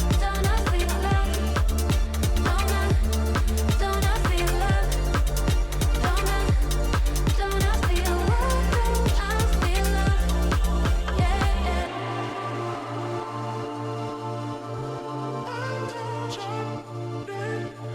Make it break through the ceiling. Can't you see I'm willing to let it go? Yeah, nah, nah. I let it move and control me. Gone with the stars, don't even try to get me back for the night.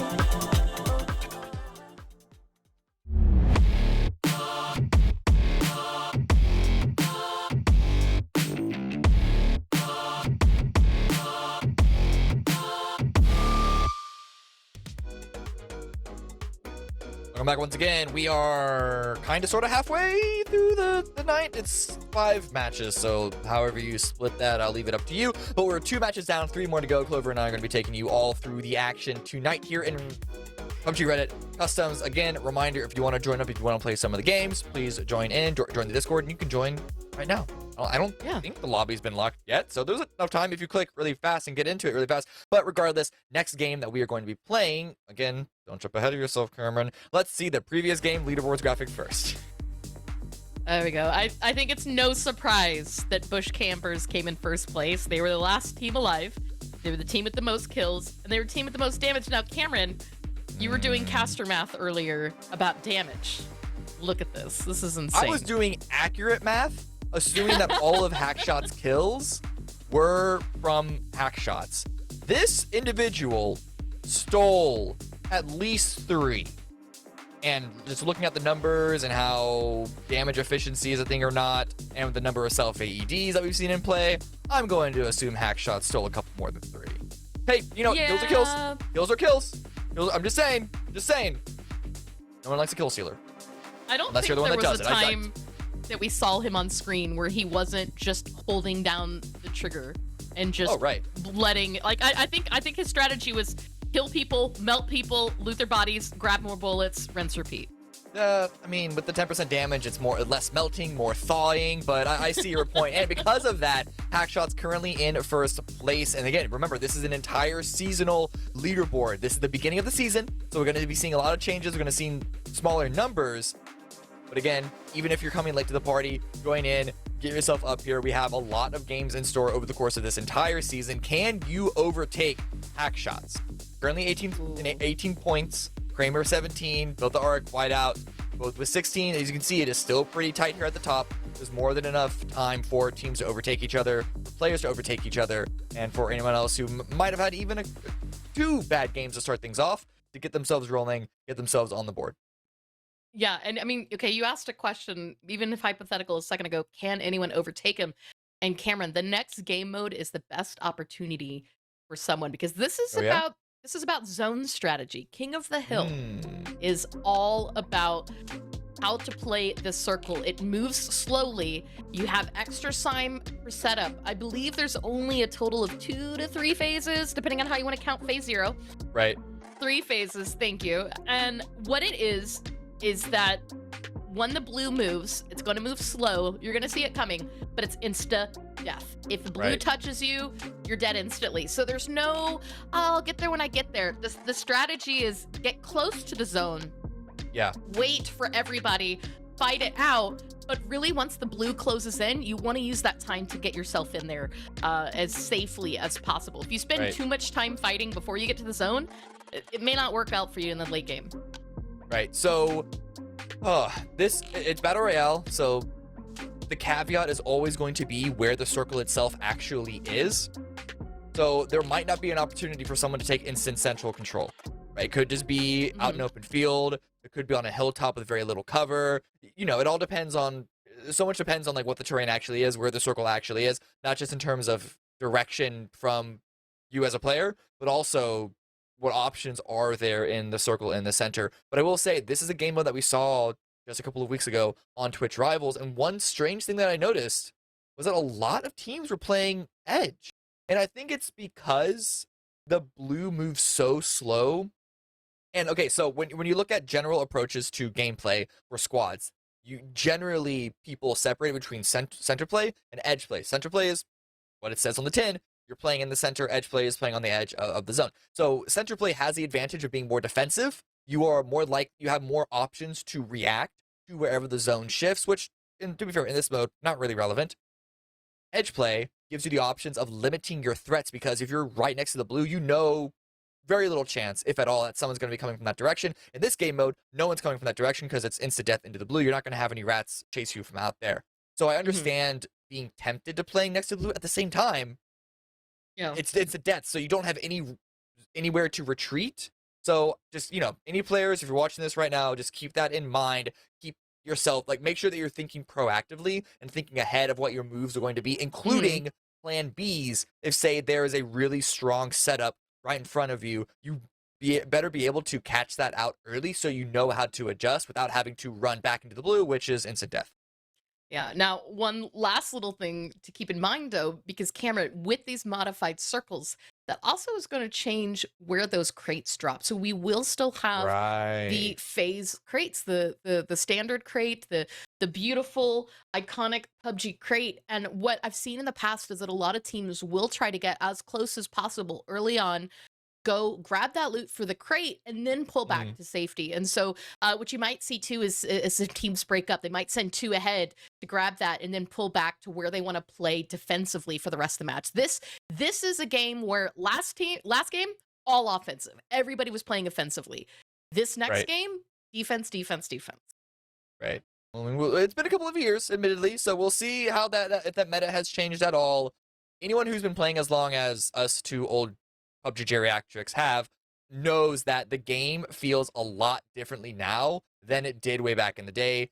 Players have a much different approach with the knowledge that we've gained, the meta understandings that everyone, even the most casual of all casual players, have gained in this game. So who knows? I'll be interested to see if it is still going to be defensive. I think you're probably right, especially because of how slow the blue moves. But regardless, yeah, I don't actually have a transition. I don't actually have a transition from that. My bad. I made it sound like I did. Okay, I have okay, one. take it. So my transition is that historically in the past, this has been a game mode that I've seen a lot of success from Katie, and I think Katie playing with Jakey Boy Pro, Okay. they've had some good strategies so far, but they just haven't really been in a good position. So my eyes are going to be on their team. I think we're going to see a lot, but guys, the big problem right now is that Hackshots and his team are warmed up. Who built the Ark and his team are warmed up. Steve and his team finally got some good moves in. So never say never. You don't want to discount the teams that have done so well on the first 2 games. And again, this is the beginning of a brand new league, a brand new season of PUBG Customs. We're just getting our toes wet in this. Things can change. Yeah, and if you guys haven't noticed, we are playing this one in FPP and Erangel Classic. And I'm also just now learning that bringing back weapons into the starting islands is not just the starting island, it's also all the other starting positions after they separated those out. Ooh, oh, a little Doge spray. Rest in peace, Doge. Rest in peace. She just passed away this weekend. Yeah, 18 years old. So, That's insane. Long life for a dog, for sure. Anyway, why are we talking about sad stuff? Anyway, so game started, 56 alive, 16 teams. Let's get into this. Plane path coming out is looking pretty Ooh, good. Lapavka. All right, and there we go. Katie and her team jumping early. Looks like they're gonna go a bit farther north for Lapavka. I couldn't see how high they jumped. They could. Okay, here's the thing. King of the Hill, it's typically going to be one of 3 spots. I think that initially they were hoping it was going to be Stalber, but that is not a good hill, Cam. Of all the hills that King of the Hill could be, that is a defensively difficult one. I have a conversation. I have a controversy that I want to open up. If the observers can listen to me and they can zoom in on the hill that this flag, that we're trying to be kings of, big argument still. And I know it's been settled. I'm still bringing it back up because I like to stir the pot. What animal does that hill look like? Is it a llama? Is it a dog or a squirrel? Or is it an elephant? Zoom in on. I meant the map, but it's fine. You guys, seriously, I don't know why this is. I don't know why people can't see this. It looks like an elephant to me. It looks like an elephant. The left. What is okay? Look at it on the map. What is traditionally the left leg is the snout. The thing that goes up to the left is the ear. It looks like almost a top-down, like third-quarter top-down view of some claymation-style video game. I'm thinking back on like an N64 type game. I'm thinking back on something like Mario, like some Mario game, or like Donkey Kong with it almost looks claymation-y style. It looks like an elephant to me. It looks so much more 3D engaged that way than just a simple 2D llama or a squirrel or a dog or whatever it is. Are you team Erangel is a rabbit jumping over an Easter egg, though? Because I am team that. Oh, I mean, yeah, what other option is there? That's objectively what it is. Oh, do we have our first kill of the game? Schweppy actually got run over by a car. Okay. That's unfortunate. That's unlucky. And I'm looking at the map now. Everyone's gone to Georgia Pool, which makes sense because that's close enough to the King of the Hill position, but that still makes this east side very open, including the 2 teams that decided to hot drop there down here in Pachinki. Yeah, and I mean, looks like we did get 1 squad that went into Quarry as well. Quarry's going to be a really clutch play for here, but as you can see, we actually had 5 teams go north towards the hospital area, and so Happy Whale going to get a kill there onto Captain Dankland, and actually looks like Llama gets credit for the knock, so I know we haven't seen a lot of kills coming from Steve the Happy Whale, but we're seeing a lot of teammate damage sharing out, so... Call him out. Yeah, tell Steve, his VIP he's not giving up VIP numbers. Steve, I'm gonna tell Takari that you're only getting 1 to 2 kills per match, and then we're gonna have to like fight this out. Because I used to play like back in the day, my daily friend squad. It was back in my day. It was Steve the Happy Whale, Takari, sometimes Jorisar actually would play with us, Katie, JJK, and of course Dan. We missed Dan. Shout out to Dan if you're in chat, if you're hovering, if you're listening, if you're pretending to not be involved, but still present. We love you. I miss you. Hi, Dan. Hi. Also, yeah, so, listen, with the nature of the previous game, I can understand people getting bored halfway through a spray and just stopping. So, you know, that you got to finish those sprays. Anyway, that's a different game mode. We're back here into King of the Hill, and no one's really moving yet. I think this is a bit of a disconnect that their player tag is gone, so we'll see if that player can't get back in. But a bit of a standoff also. Again, a lot of teams dropping in Georgia Pole, particularly South George. Yeah, here's the thing. Is like the blue zone is going to move slower on this western edge for a little while. But as we get closer and closer to the circle, that blue zone does speed up. And so a lot of teams thinking for that early game is like, how can I get close to the zone? How can I get far away from the drop path and also get some good loot? But now they've got to think about how they're going to rotate. I think that some of those North George teams we're probably going to either see take a boat, come down that way, or, you know, like for the 2 teams that we've got here down in South Georgia Pole, vehicle rotations, right? Going around Everest looking for a safe spot to kind of come in, and then you've got to think about how you're going to play the circle. You saw how far south it is. It's just to the east of Quarry. East of Quarry, that's a lot of flat open zone, and car rotations in those areas are notoriously tricky. So I wouldn't even be surprised if we saw somebody rotate their military. Wait, from which direction? The one team that's on the east? The one team that's all in the east in Kameshi gonna go all the way down through military? It's gonna be Pink. Pink's gonna take a wide rotation.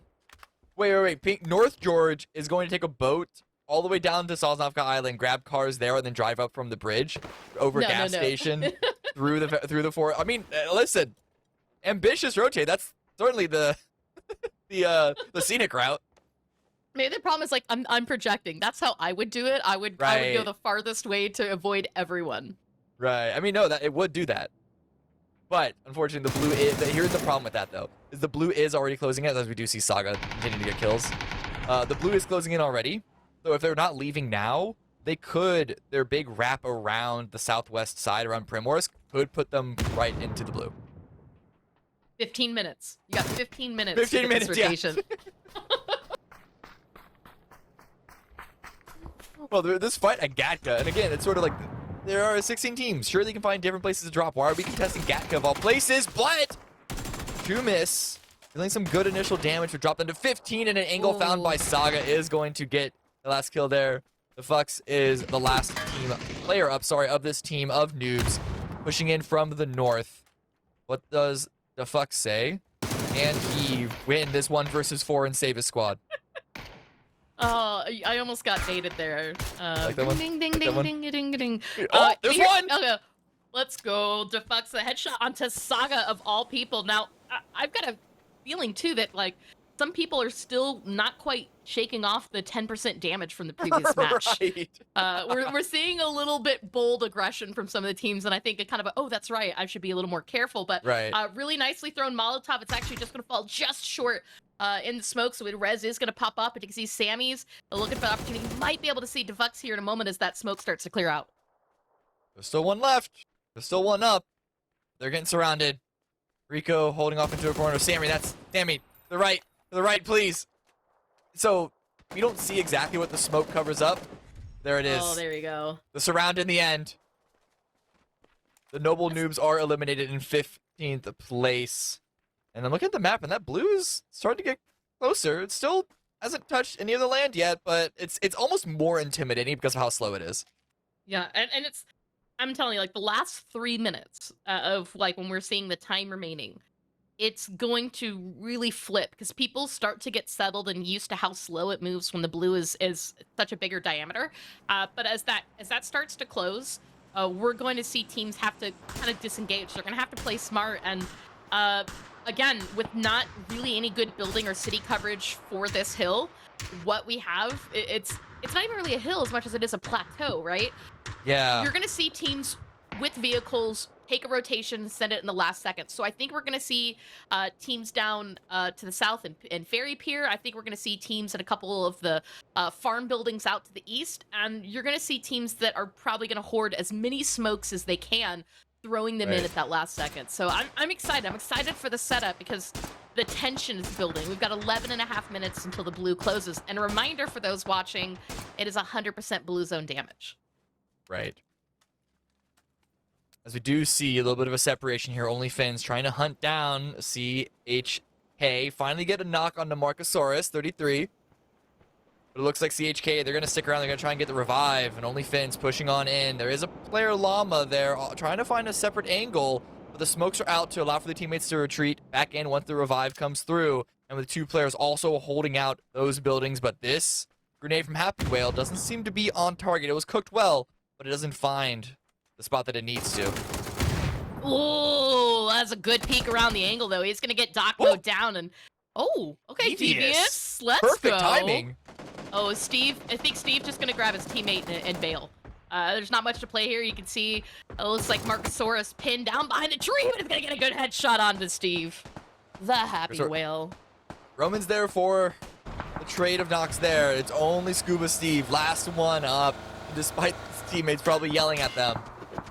Steve's job right now is just to survive as long as possible, but with the vehicle low HP, own health bar low HP. That's devious as a teammate. Steve is really good at lying low and playing the turtle game. Steve's one of my OG buddies. Shout out to you, Steve. I believe that I'm sorry, Scuba Steve. We've got so many Steves because the Happy Whale is also one of the OG Steves. How you know you've been a part of this community a really long time when you start to know everybody's personal lives. Oh their yeah, name, the their social security number. Wait, what? What? What? More than half these people actually aren't in the U.S., so they don't have a social security number. I thought you were going to say I'm more only than half these people are giving me their social security numbers. Would you believe it? Oh, you know what? I'm just a really friendly guy. Gal. I'm a friendly gal. Social manipulation at its finest. Anyway, so we actually do see a couple of teams that are trying to set up shop very early in the zone here. And I know we both kind of alluded to the fact that this is not one of those zones that you can take center control that effectively. But there's a team that we just saw trying to using deployable shields next to a tree and having a vehicle. We'll see how effective of a strategy that works. But I imagine most teams, because we are getting a couple of other floaters, some satellites around the area, positioning around the hilltop, but not quite yet getting inside. Oh, the so care we'll package. We'll see if the center team can effectively defend this whole time, or if it is going to be edge play that comes out on top. It's Erangel Classic, and that was a Tommy gun. Right. Imagine making the play for a Tommy gun. It's a buff. I'm assuming it's a buff Tommy gun, right? It's not the original. It's not. I mean, sorry, it's not. It's the original Tommy gun, not the current one. That's true. That's true. It did get debuffed. Now, is it good or not? No clue. I Ooh, remember Scuba being Steve. so disappointed. Let's go. Wait a second. Yeah, Scuba Steve, solo player, getting into a fight with an entire squad, takes Saga out first, tries to drop a grenade, tries to confirm that kill. Oh, Doesn't and cook, but it finds it in Jorsar. the end. Jorsar is not going to let Scuba Steve get away with this. So, again, that's one thing I love about community games like this is that when people build relationships and then they see in the kill feed who's doing what, the level of just personal vendetta comes out pretty quickly. You can see that Jorsar and his squad are trying to get the angle on the stairs to take down Scuba Steve, and they're actually gonna miscalculate. They think he's in the bathroom. And now this is only going to slow the push down further. Are they even a double up on the molly in there? Oh, come on, Joro. Was that a call out by Saga? Because they are hyper focused on that one bathroom, but at this point they know that he's not there. But now they can't even cross up to the basement yet. Oh, he broke Or the not glass. basement, the opposite of the basement, the attic. There you go. You see they are pushing up the stairs. Oh, Sammy's gonna get Scuba Steve out, and that is it for him. Now, Blue, we saw their peak. It is still closing. Plenty of water in play. No one playing the boats. Everybody is in cars right now. Yeah. The other problem with boats, and the reason why I don't even consider touching them unless I need to go over from the main Erangel to Sosnovka, is that they just chew through gas so fast. Oh gosh, yeah. Especially if you were in Northern George, you'd have to. And the problem too, right? When you play the western side, is the beaches are so wide open. There's not a lot of places that you can put down where you've got a good beach coverage on this part of the map. So car's the right play, but I'm honestly surprised that this many teams right now are pushing along the edge. You can see that Error and the rest of the purple team found a really nice rooftop to play on just outside of the circle. Well, team's been sort of still just trading blows, playing, kind of flirting with each other. Cucker has gone down, and we get some mortars in play. Oh, hack shots. Are those gonna land? They're not quite on target, but they're they're actually. Oh, those are okay. I don't know what those are aiming for. Never mind. I know. I was like, oh, he's gonna hit this too. No. Oh, that would have been so dope, though. Yeah, a bit too far, mate. Hold that one back a bit. Mortars are hard, though. I couldn't tell you how to use them. I don't even really bother with them. No, I think that when they first came out, I played with them for a day, and then I thought, okay, that's I'm still waiting for people to have set lineups so that they know how to. If I'm in this compound, I know there's a team in this compound. I know exactly where to place it so it nails them on the spot. I'm waiting for that to happen. It hasn't happened yet. People still, even at the top level of play, people still just eyeball it. I don't know if you're aware of this, Klov3r, but our good friend Tiggleton is one of the best pro mortars in play, so much so that they started to call it trigonometry. a little bit of a pun with his I love it. I love it. And you know what else I love? Caster Curse is unfortunately eliminated. Sorry, Jorisar. There you go. Penguin, Sniper, and Jonesy getting cleaned up. Okay, it's all play. We love Jorisar. We're just teasing him. We as casters, we have to tease Team Caster Curse. It's the rules. We don't make it They're up. asking for it. It's in the name. We have to Caster Curse the casters. That's how it works. Look, Mom on Twitch still just controlling this area, controlling this compound. No one's approaching them. Got a couple of players on the roof, which especially with the vaulting, and now you can get on the vehicles easier to vault the vehicles and then vault on the roof. Always get on the roof. Higher ground, you see a lot more around you, and if you start to get shot at, just drop down. But, okay, wait, that was a different knock. Sorry, when you see someone shoot a bolt action and you see something happen in the kill feed, your instant reaction is to assume that they're related. Not always. I mean, I'm honestly surprised to see as well, like the M24. Like, if you had to pick between the M24 or one of the other bolties, what's your go? Is it the M24? I'm a Car 98 gal myself. I like the skin that I have for the Car 98 better, because it's a one-hit headshot no matter what. But I also don't use bolts. Oh, that's fair. Are you more a SLR, DMR type when it comes to sniping? I know the SLR is supposed to be better, but I just can't help but keep using the SKS, especially if I have the attachments for it. It just feels better. Thank you. People hate on the SKS, but again, if you can control the bullet drop, you know how to play it. I feel like it's an often slept on gun. I think people like the SLR for its fire rate, but the SKS, you hit it just right. Wow, chef's kiss. The damage is You great. need all the attachments for it to be as good of a weapon. Oh no, did that not have gas in it either? Oh, I love seeing bicycles into play. Right. Imagine winning the game because you were on a bicycle. I'm trying to figure out where this one player is. That's west this of is the one that was Pachinki, isn't coming. it? Yeah, this was the one that was Yeah. coming down from far away. Yeah, again, thought they found a vehicle, but nope. Instead, gonna stick with the pedal bike, and they're just trying to out-pedal the blue.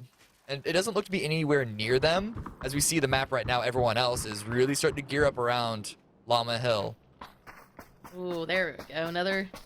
No one's grabbing the Tommy guns. They're just leaving them. We're leaving them there? Okay. Hey, listen, level 3 helmet, level 3 chest. You will never be upset about that. It's good resources to have. And now, Yeah. Oh, cutie, I'm like so nervous right now because so many of these players are running out in the open. But you see, just the slight grading of this field is actually going to keep them out of the line of sight from OnlyFins, who's engaging in another team. So if any team's at the higher part of the hill, should keep them safe right now. And you can see that I'm a llama, not with the though, the SLR. Yeah, get yourself that I'm a llama. OnlyFins getting in vehicles, ready to roll on out. They're sending it in because the blue is starting to approach. What's their trajectory? It looked like they tried to find an opening on the brown team that is actually on the hill, that is inside the zone. They couldn't find those opening knocks, so they might not send it towards their position, but there's a bunch of other teams, in fact, pit maneuvering each other to stall just a little bit early and crawl up this hill. But as I say, there's a bunch of teams right in front of them. The shots open up. There you go. We're at the 2-minute mark right now. The circle, while still quite large, is going to close in fast. As these teams lose time to engaging, or blue's going to be upon them before you realize it now. You can see that Roman is going to have line of sight on 2 members of aggro, but still not in the zone. Looking down to the south on the minimap, you can actually see another team crashing into this fight. 2 teams, actually. Everyone's trying to battle for this corner, Cameron. 2 members knocked on OnlyFins. Smokes are there to allow for the revive. Kucker was trying to make sure that no one was there who was going to push before they went back to get a revive on their own downed teammate. There's approach from the south. From this big wide open compound. Grenade doesn't land inside the warehouse on the Ultimate Joker, but the shots, hack shot still not finishing that knock and taking some damage from Error. Oh, Monty. I mean, look how bold this is. He's out in the open, coming down the hill.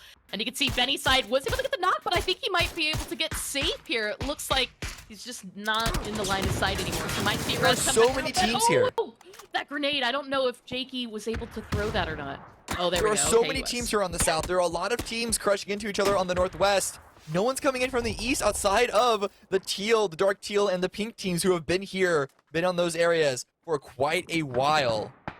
Finally getting some further team eliminations in the kill feed. Only Finns got picked back up. Prone Potatoes, most of them got picked back up. Getting in vehicles, ready to pull out because the blue is... No. Oh! No, Joker! I think he forgot that this was King of the Hill. That's the whole point of the game mode! Oh. Or denial? Denial of the points. Point denial when kills don't score any points at all? Yeah. That's true. You're just going to give everybody more points for survival. And we can see right now the blue zone is taking out multiple players. Mako Taco is going to be the next one to fall. Hackshots has been knocked down. And as the circle shifts, everybody who's still up and alive inside the zone. But Cameron, this is what we were worried about. The lack of coverage now as we go into phase 2. So we know where the game is going to end. It's going to be on that flag, which means that we get, at the very end of this game, a hard shift southwest, and then we're going to get another hard shift northeast. We know the teams know what they're fighting over, but again, the reason why no one's gone into this area early is the lack of cover on this spot. I don't think we're going to need to go into another zone. There's nowhere else to survive and play out. Suddenly we have 7 teams, 9 team alive, and it's only getting further and further down from there. Oh, hack shots. Like Wooz actually is going to be able to get not one but 2 different knocks onto members of OnlyFans. Look, I'm on Twitch is going to be eliminated. Fury and hack shots, though, continuing to rotate. They're pushing up the hill and trying to engage another team that's not looking in their direction. The Finns eliminated. They could not hold the line.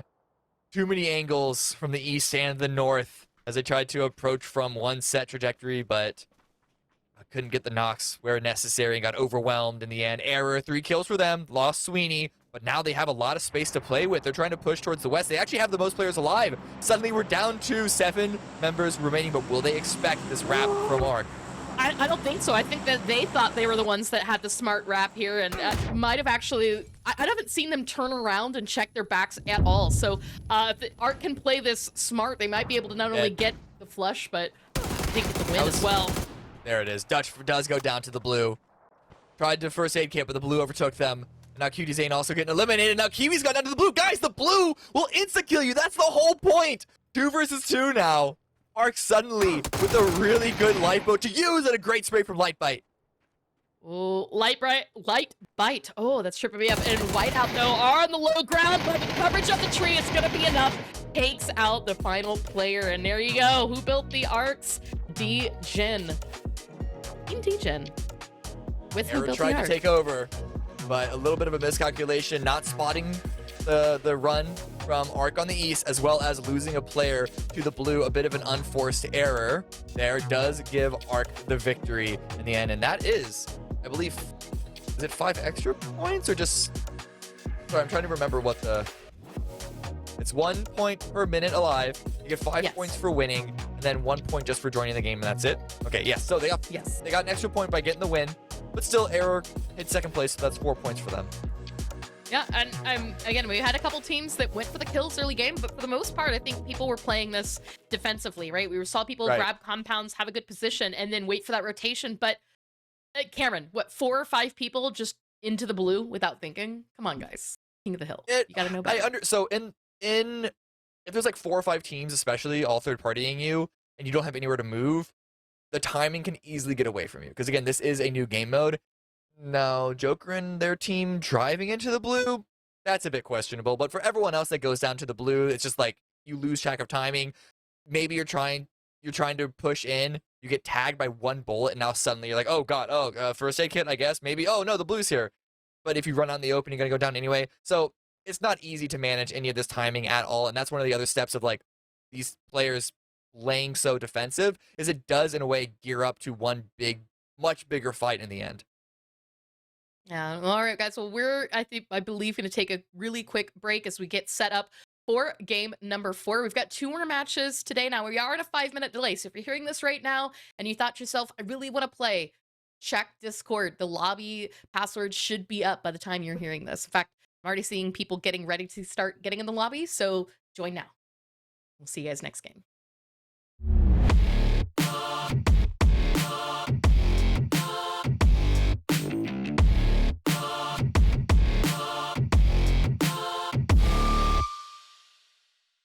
A brand new win streak challenge, the zippy new travel tool for Rondo, and a nostalgic trip back to an old classic. All this and more as we dive into the Update 29.2 patch report. Been a while since I said that. First up, we're taking a trip back to a fan favorite time. That's right, we're going home. Air & Go Classic will feature an earlier version of the map, with a few modern tweaks for convenience. We've reduced recoil, added the starting island and bench weapons back in, randomized vehicle locations, threw some clothes on the ground, and even turned back the clock on the UI. This isn't a one-to-one original, but we hope it'll capture the fun and feel of those early PUBG days. Air & Go Classic will be around for 2 weeks, from May 14th to 28th on PC, and May 23rd to June 6th on console. Check out the patch notes for full details on all the throwbacks. Next up, the Win Streak Showdown is a new way to challenge yourself against other pre-made teams. Battle for new objectives and track your score while trying to rack up back-to-back chicken dinners. It's a brand new way to push yourself to the limit while earning great rewards.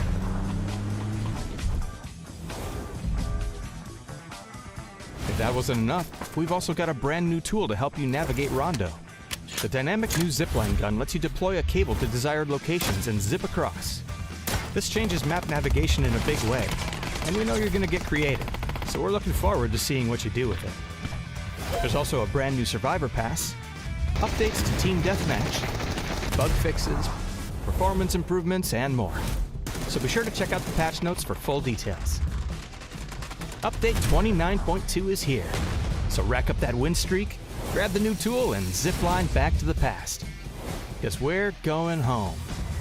We'll see you on the Battlegrounds. Nostalgia.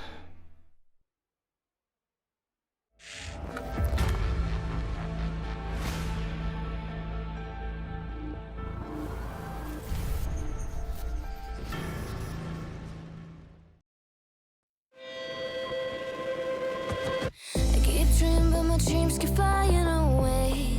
As somewhere far beyond, keep chasing them and I never rest for a day. There's something I don't do. I feel the wind blowing my face, but that's alright. I smile at people passing by. Some smile back, some might not. I'm always looking for a shade when it's hot. I've been low key and I'm trying to stop. God, I'm feeling good. Yeah, but when off I go. Pretty afternoon, it's a fast forward. Looking at the skyline, looking back at my life, and I gotta say it's one of a kind. Yeah, but when off I go. Pretty afternoon, it's a fast forward. Looking at the skyline, looking back at my life, and I gotta say it's one of a kind.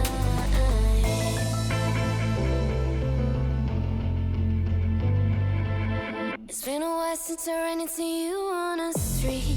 I wonder if you moved. Hope everything is going amazing for you, and you're not feeling blue. I feel the rain pour down my face, but that's alright. I smile at people passing by. Some smile back, some might not. I'm always looking for a shade when it's hot. I've been low key and I'm trying to stop.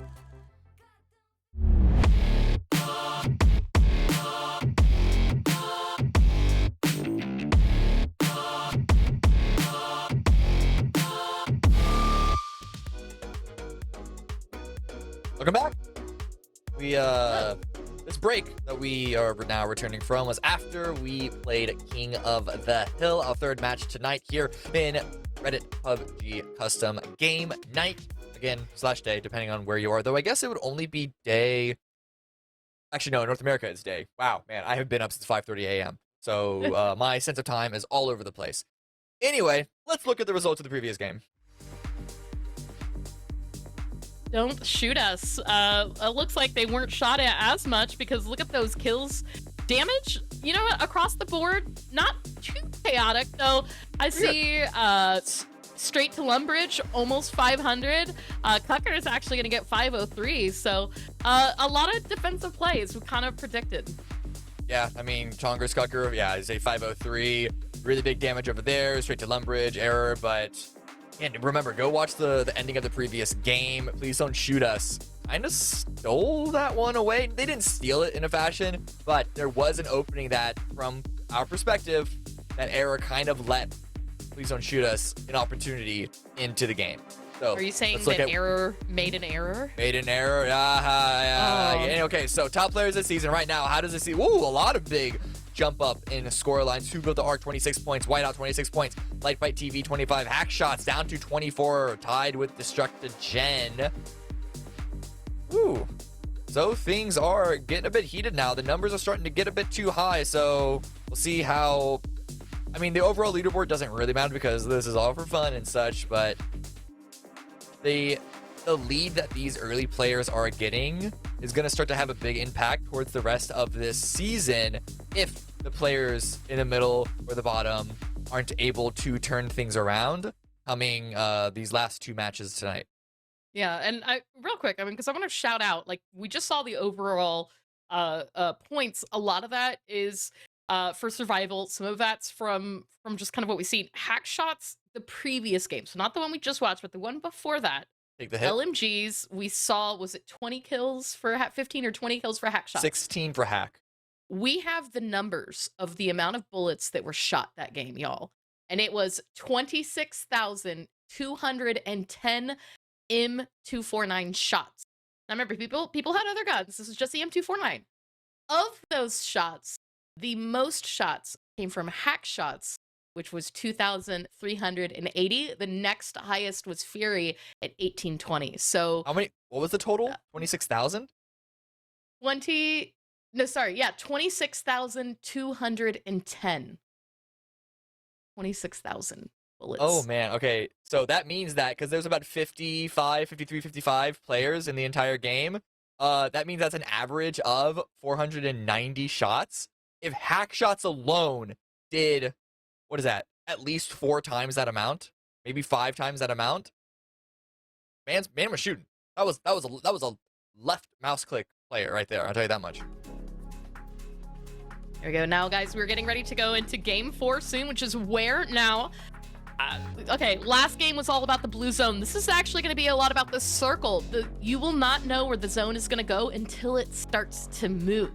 And so, again, this is going to be a lot of strategy. Where are you going to go? Where are you going to rotate? What's the best place to stay?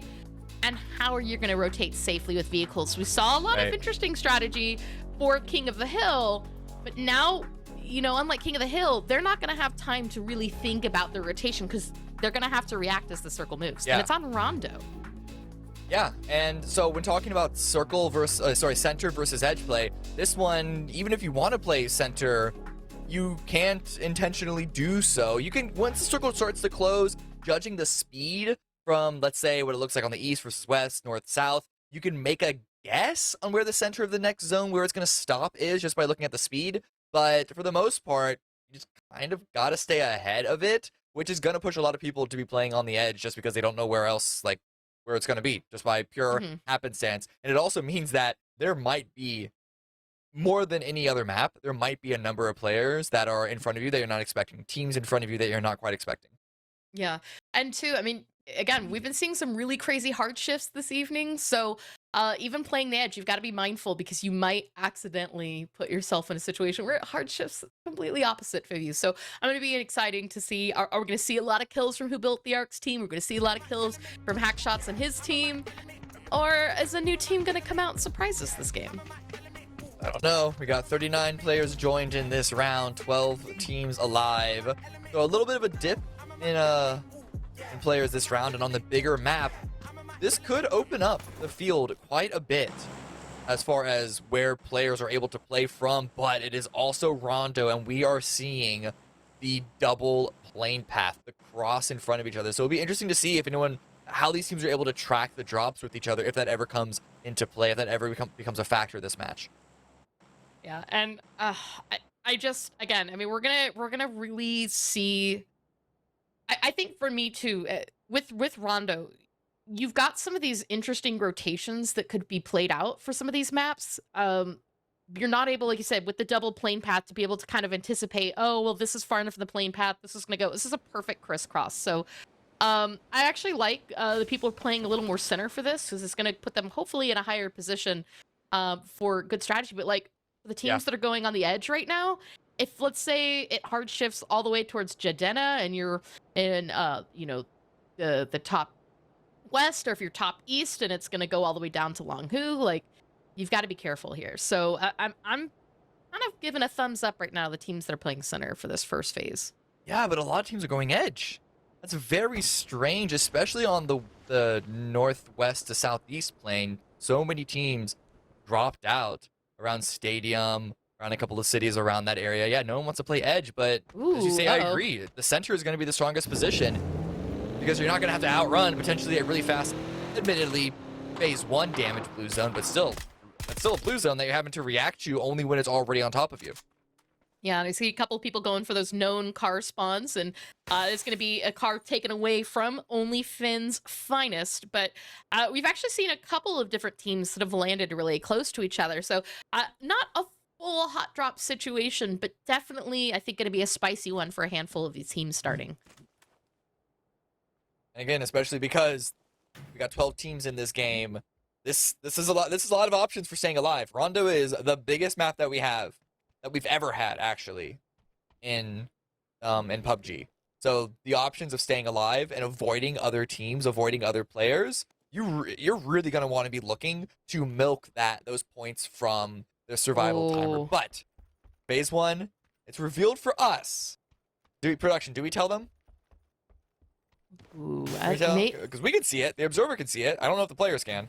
No, we'll wait until everything. Well, because the thing is that it is starting to move, so that is why we're seeing it. You can see that the blue is creeping in. So I misunderstood. I thought you just didn't see the circle on the map, but no, you don't see where it is until. Oh, I get it now. We can though control the UI, and there is a mode that we have where we can turn off all UI elements, including map.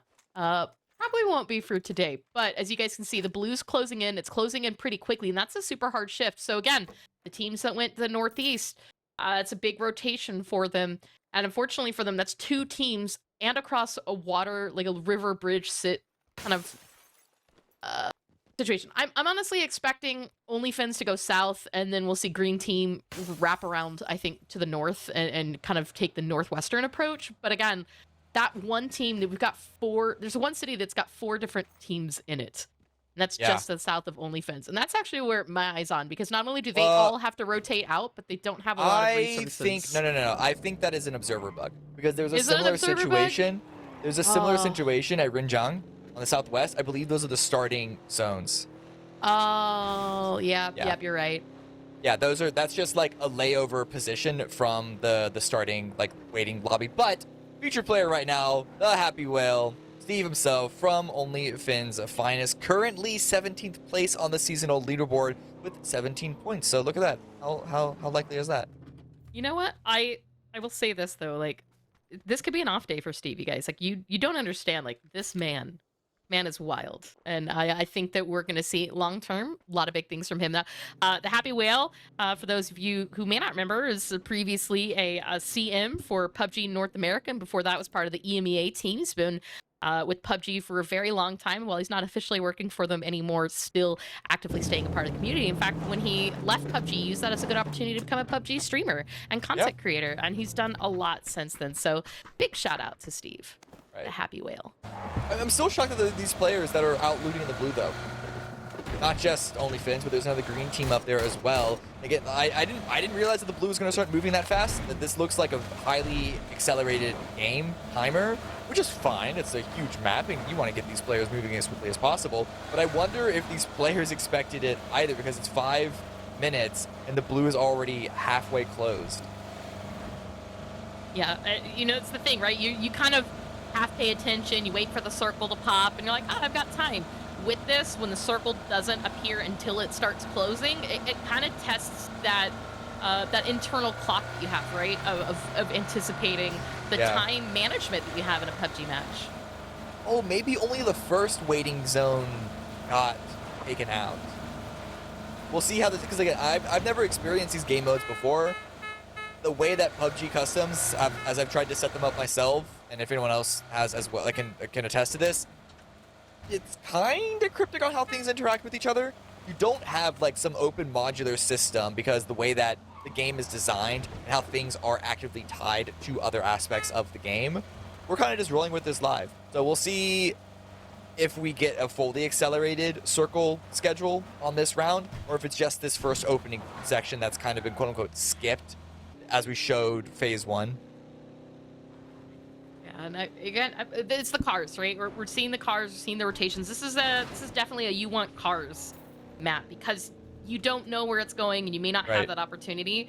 I'm kind of excited because it's getting us all set up for what comes next, which for those of you guys who are watching at home, maybe you don't have an opportunity to play, or you think, I've got enough time, go ahead, get your PUBG set up, install those updates, play what you need to get in that last game, because we are going to be ending tonight on Mad Max. And let's go, Wacko. Okay, it got reset. We're good. This is our little Dutch squad right here. You've got Gunde, Waka Taco. I know that they're in the Netherlands. I believe Ginger Clown actually might be Swedish, but maybe he's Dutch. Do they know how to drive in Dutch? Because that looked horrendous. Do you think that Dutch Knight is Dutch though? Actually, I know he's Dutch. Okay. Wait, Dutch night, but not even like the time of day night? Oh, I wonder if I'm wrong. I think Wacko Taco might actually be Belgian. Gosh, I know way too much information about you guys, y'all. It's all European. It doesn't matter. This is my love. They're all the same. Oh, there you go. And speaking of parts of the community, it's Fury TTV. 7th place, 20 points across the 3 games. He's averaging 1.7 kills a game, but he's been doing a lot of support for his team. In fact, this is Hackshots, it's Fury, Cucker. We've seen them being played together every game, and kind of watching the way that they're able to, as a team, really do, I think, really not only smart plays, but say damage. Can we call the LMG game damage? I mean, that was a lot of bullets, but I think tactically they're playing these matches well. Right, yeah. Can you call it damage? Good question. So, phase 1 closed. We are now in the waiting area for phase 2. A lot of players that are on the edge as expected. Actually, a lot of them out of the zone. Oh, it's just, I guess, players just looting up. Vikendi Snowmen now hanging out. Where are they? Where are Vikendi Snowmen? I can't see them on the map for some reason. I'm struggling to... Oh, no, I see them. It's because they blend in with the dirt on the map that they're right next to. But also, Chick's Army, Scuba Steve, and Martino V's shots against Look Mama on Twitch as they rotate past. Martino! Another one of my OG buddies here right now. Getting that knock onto Berg. Not going to hold back. Try to find that flush. He's getting good support from Scuba Steve. He's going for the drive-by down to 20 HP, though. He's going to have to pull back to safety so he can get that heal off as Martino's tries to keep the pressure off from Wacko and the rest of Berg's squad. Cheeky little spot. You can't see through the bushes themselves. The pre-fire comes out, but only gave their position away. And Wacky Tacky is going to come with the victory on that 1v1. Steve has been retreated already, and an EMP is starting to come down, starting to lay down. We'll see what this affects, if anything at all. It's going to make it more difficult for the cars to drive through, and the blue is already starting to close, so the EMP, we only just now see where phase 2 is. It's a hard shift southeast. That's going to make Look Mom on Twitch have a very, very difficult time getting into the zone. There is only 2 teams currently in the next zone, and unless you take a really hard wrap around, it's going to be a water crossing for most of these. So, Look Mom on Twitch, you get the res up on Berg. You can see already not only popping the adrenaline shot to keep that damage, kind of helping them from the blue, but they're going to have to act quickly because they've got a long way to travel. Scuba Steve hasn't left yet, though. I'm curious to see if he's waiting for them or not. It's because of the EMP. So if you guys aren't aware, in Rondo, it has an exclusive, I guess it's like similar to the Snowstorm on Vikendi, the Dust Storm on Miramar. It has an EMP which knocks out electronics, which is mostly, as far as weapons are concerned, just sights. But it also knocks out vehicles. So these players are stuck until the EMP is done, which should just be a couple more seconds. That's what those are. They're guards. I thought they were starting positions. Oh, that's so weird. I didn't realize they showed up. Yeah. As team members. That makes so much more sense now. I was so confused. Okay. Yeah, I was like, oh, it's another classic PUBG Observer bug, but nope. Why we need to see them? No clue, but... You know, I think the observers are just trying to show us. They're like, Klov3r, you stupid. Here you go. I'm like, thanks, guys. Thanks. I love you, too. More fighting out in the blue still. Only It's only Fens. phase 2. Doesn't do that much damage, but might start to add up. Who knows? Depending on how long you stay out here. E-pickup also coming into play all the way in from the north. What's your thoughts on the e-pickup? Because I love it. I think, I think it's, they're great. it's fun. I think they're great. You know it's possible to hit a bolt action headshot off of people that are riding in an e-pickup. Of course. And let me guess, is it Tiggleton that's done this pretty successfully? Actually, I bet a lot What? of our PUBG streamers No, it was could hit me. one of these. What do you get? What? You? Nice, Wow. Cameron. Oh, I mean, someone's it's someone been out of the loop. Now, to be fair, we haven't played in a really long time, and in fact, I think the last time I played with some of the casters, it was when Right. I played with Mike, and then Fuzzy Seal was with us, and we both killed Fuzzy Seal a different game, and then he didn't want to play with us anymore. Sorry. I couldn't tell you why. Couldn't tell you why. No, it was. I mean, Yeah. I can't replicate it. I'm just saying it happened. I've done it. Oh, okay. I This is going to be peeked. interesting. This is okay. The circle has centered here, and Yes. they're taking a gamble, phase 3, to have the high ground. Yeah. But So if you've the got to come circle. down from this, you're open. This is a risk, right? That's the problem. So it's a bit of a binary. It is still more powerful to be on one of these high ground positions because of how much vision that you have, and it's a lot more difficult to shoot upwards that direction. The circle is not going to end on that spot. The question is, how long can you survive until you need to jump down? But already, knocks are coming in that direction. People are wise to this. They didn't invent landing on the pillar mountains with an e-pickup. That's been in Rondo since Rondo day 1. Yeah, and the thing too, right, is that the e-pickup, it's so obvious. Anybody Yeah. is going to see those parachutes and know you're there. So just a bit of spray and pray, and they are going to get a couple of knocks, but it looks like the reses did come back out. So Shots to this team have that information, right? They're aware now that they've also got to be a bit careful from this open ground between them and that high hill. Now we should start to see the circle rotate as the crate was dropped. There it is. It is going to pop. The mountain they're on is in, but it's not as center as it could be. And here we go. Here's the potential base. I don't see any parachutes coming out. Okay. Oh, no, one. There's one parachute. Who is that? The Yeah, so Amalama? one player got revived, it looks like, as you say. Oh, I think it's actually two. It looks like two players. Okay, I see two parachutes in here. Okay. It's Amalama and their teammate. Yeah, so only Fins got some revives on their players. But look at all these tracers going into the high ground there. Arc are just droning down. They got nowhere else to move. As we see more EMPs land on Angshan. A couple of players around this area. Hamster, lone player on red. An entire squad to the north, but they still haven't been chased down. Yeah, and there we go. We can see a little picture-in-picture so you guys can check a better view of the map now. To the south, mostly open. There's actually a completely untouched crate, so potentially a team might consider rotating through the city and finding another angle. And the entire compound of the southeast is open, Cameron. So, but as we're watching the kill feed, you can see that it's that engagement on the edge of the circle there to the northwest. It's really starting to cause some problems. OnlyFins were trying to regroup after that revival, and you can see that Ama was able to get to safety. It looks like Ultimate Joker was trying to find knock, but just didn't get to it.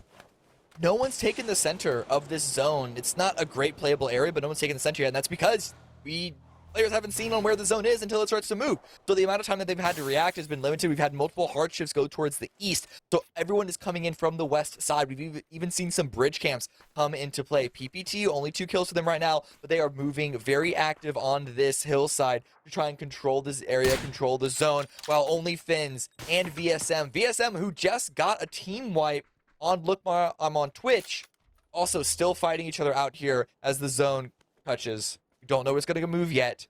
And you have to imagine both of these teams are going to want to move out of this position and be ready for a shift in any other direction.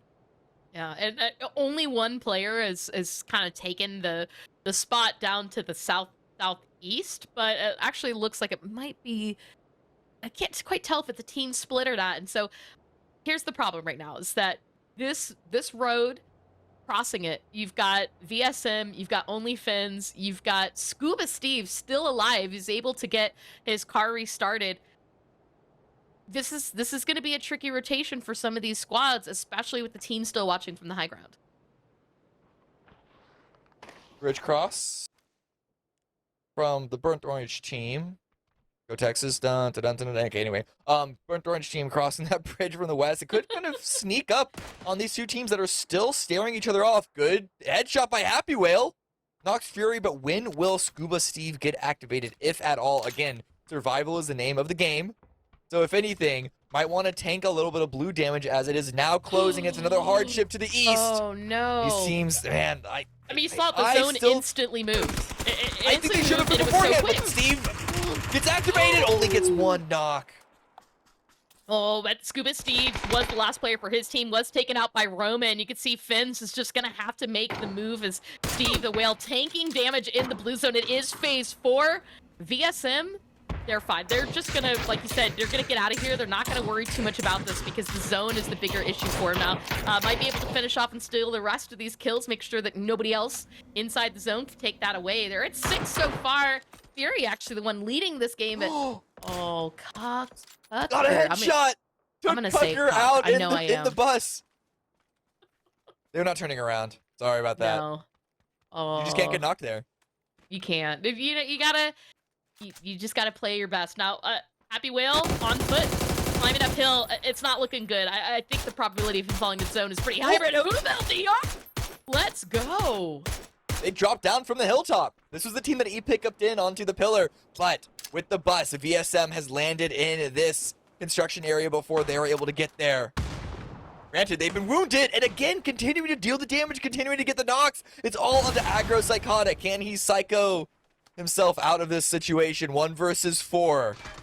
Could go for the smoke res, but Who Built the Arc is swinging around the side, and it doesn't matter. It was a pincer maneuver, and that's going to be VSM all eliminated. There you go. And able to get a little bit of loot from this as well. Now we're down to 7 teams, 22 players alive. Looks like we don't have... Oh, no, we still have, I think, 1 more solo. But here's the issue right now is you've got what's left of CDC coming in.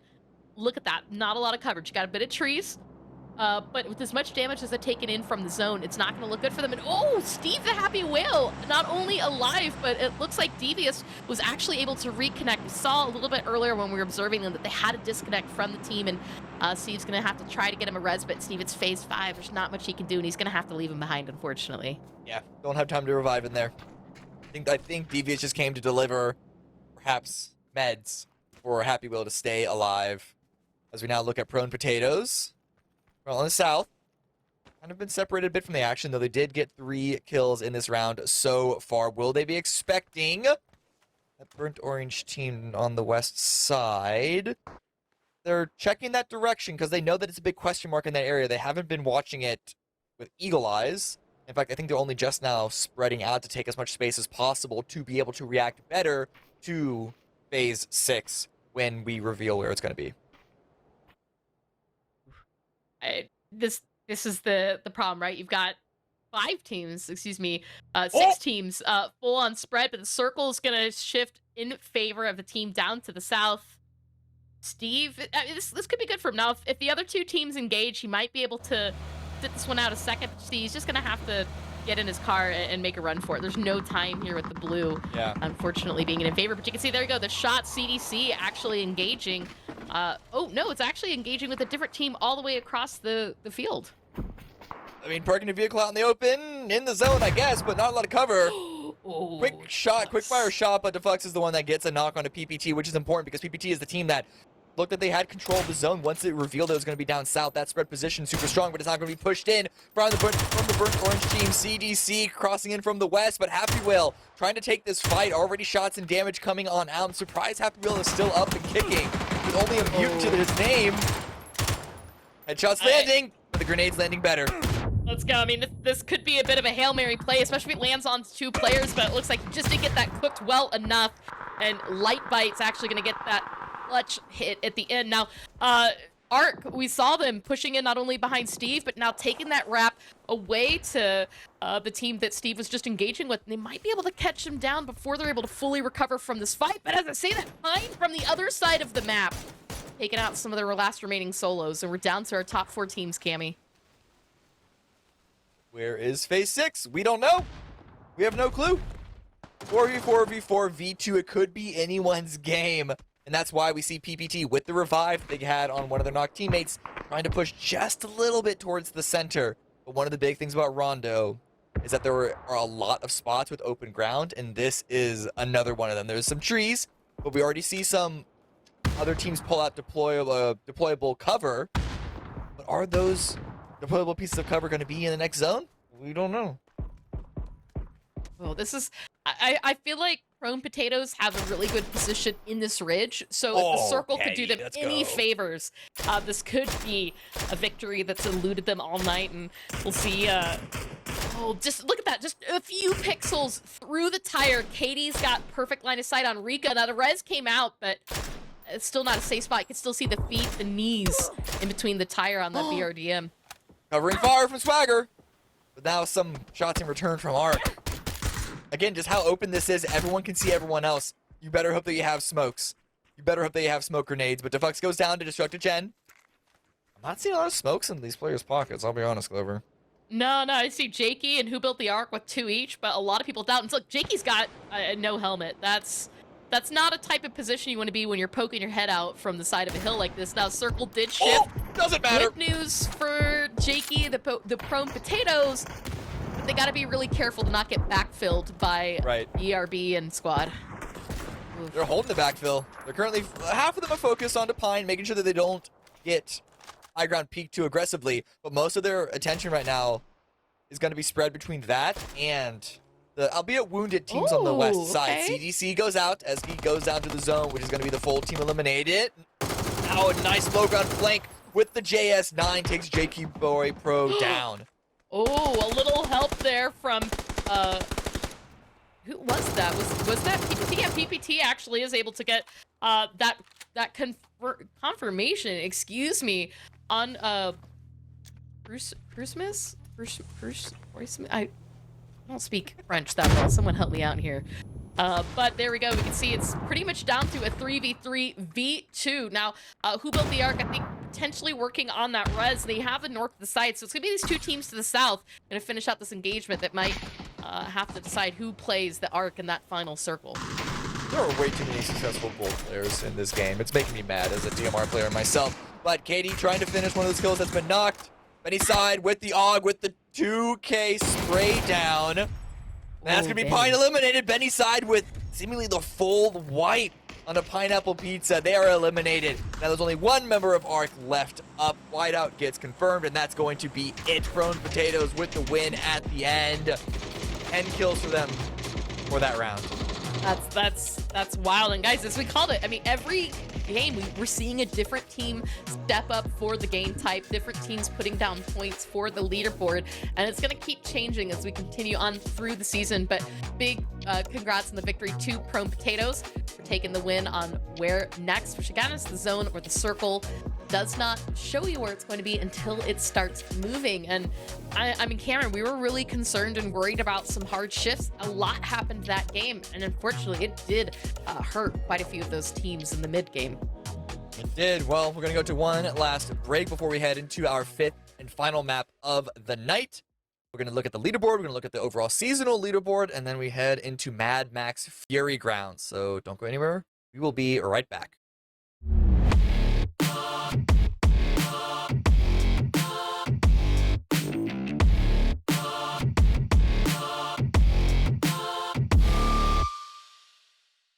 A brand new win streak challenge, a zippy new travel tool for Rondo, and a nostalgic trip back to an old classic. All this and more as we dive into the Update 29.2 patch report. Been a while since I said that. First up, we're taking a trip back to a fan favorite time. That's right, we're going home. Go Classic will feature an earlier version of the map, with a few modern tweaks for convenience. We've reduced recoil, added the starting island and bench weapons back in, randomized vehicle locations, threw some clothes on the ground, and even turned back the clock on the UI. This isn't a one-to-one original, but we hope it'll capture the fun and feel of those early PUBG days. Go Classic will be around for 2 weeks, from May 14th to 28th on PC, and May 23rd to June 6th on console. Check out the patch notes for full details on all the throwbacks. Next up, the Win Streak Showdown is a new way to challenge yourself against other pre-made teams. battle for new objectives, and track your score while trying to rack up back-to-back chicken dinners. It's a brand new way to push yourself to the limit while earning great rewards.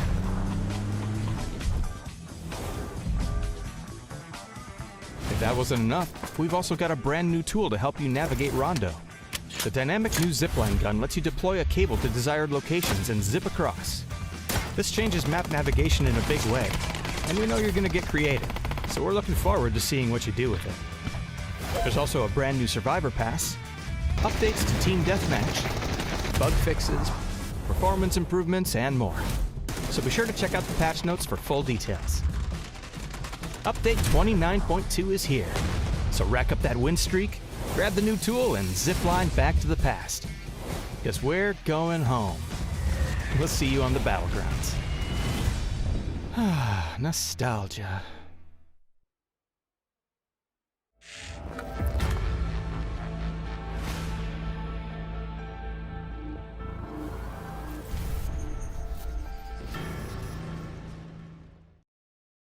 I got lost at night, under the stars up in the sky.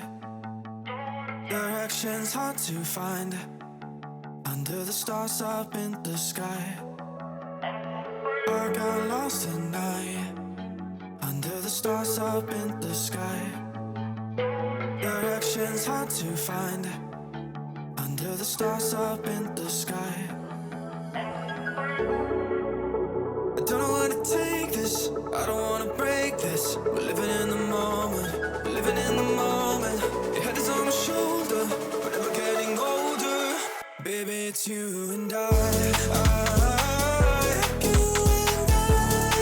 Yeah, we're stars in the sky. Oh, you and I. Yeah, we're stars in the sky.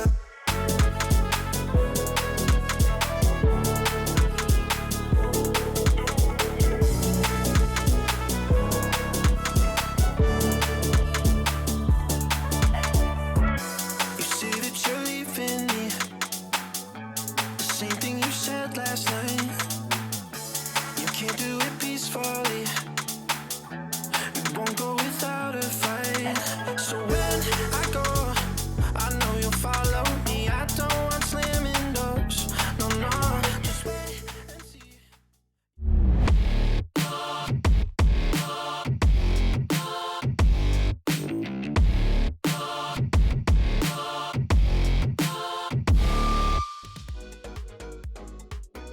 Welcome back to the final game of the night. Klov3r's ready. I'm ready. Are you ready? We're gonna have to wait and see. It's gonna be Mad Max Fury Grounds coming up. It is the one that has probably the most changes, the most unique of the game modes that we're playing. But before we get there, let's look at the leaderboard from the previous match. Prone Potatoes taking the #1 spot, but closely fought final top 4 with Please Don't Shoot Us, Pineapple Pizza, and Chicken Dinner. Chiefs. Sorry, for a second I couldn't really. Is that Chiefs or Chefs? God, I can't read. Oh, it's Chefs. It is. It's not even Chefs. It's pronounced Chefs. English language is a nightmare. Yes. You know what? Between potatoes, pineapple pizza, and chicken dinners, like I'm already craving dinner. I know for a lot of y'all, tonight, it's baby. pushing dinner. Yeah, absolutely. I mean, once again, Please Don't Shoot Us making the top 4. That's gonna go good to push them for the total leaderboard. But it's good to see another team come out on top. Jakey Boy Pro, Katie, Benny, and Ultimate Joker there for the win. And I mean, we've seen those names. We've seen them doing fairly well, but they just weren't able to clutch the end games of those previous matches. Yeah. Let's see what the overall season or leaderboard looks like now. If any of those players can put themselves in the top 9 positions. We see Katie, we see Benny. So they're going to be up there, but it's going to be Who Built the Ark still in first place, tied with Whiteout. 34 total points between the two of them, and Lightbite, Destructed Gen, and I was going to say Hack Shots, not quite as close on the tail behind. A 6-point gap between the top 2, and then Hack Shots down in 5th. So already we're seeing some point gaps starting to develop. Yeah, I mean, Hack Shots kept it close his first few matches, but Who Built the Ark has just absolutely jumped on, and it's been because of the rank points, right? We can see Whiteout and Lightbite, who've been playing with Who Built the Ark all day, tying out there for the rank points, the time points being 17 apiece for Who Built the Ark and Whiteout, which is why we've got that 2-way tie. So, again, guys, those of you who are chasing kills, remember, it's staying alive and getting that top score rank. So don't don't sacrifice your position and your team so that you can get it up. And you can see this is like falling off. I didn't have enough time to fully get dressed. Gab called You got like dressed? 15. You're Yeah, wearing Gab was something? like 15 seconds, and well, yeah, you know, I just yeah. It's I all thought, natural. all right. I figured, all right, we're going to Mad Max. We're getting our Fury Road on, right? And I'm so excited about this because it's crossbows, vehicles are spawned. It's a lot of vehicles. One of the things, again, it's weight management because crossbow bolts are heavy, crossbows are heavy, and gasoline is heavy. So you've got to think about what to do. Now, what we typically see in the past is that teams will assign who gets to be what. One person might be a mule for throwables. One person might be in charge of refueling the cars. So interesting to see. Yeah. So the vehicles will be spawned by a game admin. This is going to be a game that is maintained within, my understanding is that it's going to be a game maintained within a fixed location in the center of Pago. So it's not going to be a traditional, like I said, this is the one that is the most unique from all the other game modes that we have played. It's not going to be dropping out of the plane, looting up off the ground. Like you need to loot off of the ground, I imagine. But then the vehicles are going to be in the center. I think there might be a session of like people grouping up. Again, we'll see how it's played out, but it's also third person and it's duos this time. Yeah. And here's the thing. Drive-bys, right? One Right. person driving, one person sniping with the crossbows. There's a lot of tactics to this. I personally, from past experience, have my eyes on Katie. I feel like she's probably going to team up with Jakey Boy Pro. But again, who built the Ark? I'm curious which teammate he's going to pick to play with for the duos. That's going to be the interesting thing. We've seen a lot of people that are playing in groups today.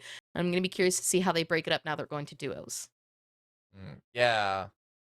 Yeah, interesting. I haven't really been watching who has been like making sure to play with each other. We're seeing some names next to each other, but I Let couldn't. y'all see my I don't abs. have any of that memorized. Oh, Ooh, hi. that's a little too dangerous for the camera. You don't want to get us banned off of Twitch. Welcome to the gun show. Sorry, guys. No firearms on this stream. Yeah. Clover has them all taken care of. All with. So, another thing to note about this game mode is frag grenades and Molotovs are disabled. Now, does that also include C4 and blue zone grenades? Can you blow up a gas C4. can with the crossbow? Okay. C4 in past Mad Max is so good because people Oh, yeah. will weaponize their cars. You but just you throw gotta it on be your careful car and then because send you it. got to make sure you have a good quality car. If your car blows up before the late game, it's not going to look Right. good for you. Right. I mean, again, who knows how experienced any of these players will be in these game modes. So, we got Klov3r who's coming in, one of the OGs, has been around a lot, has seen this game mode played a while.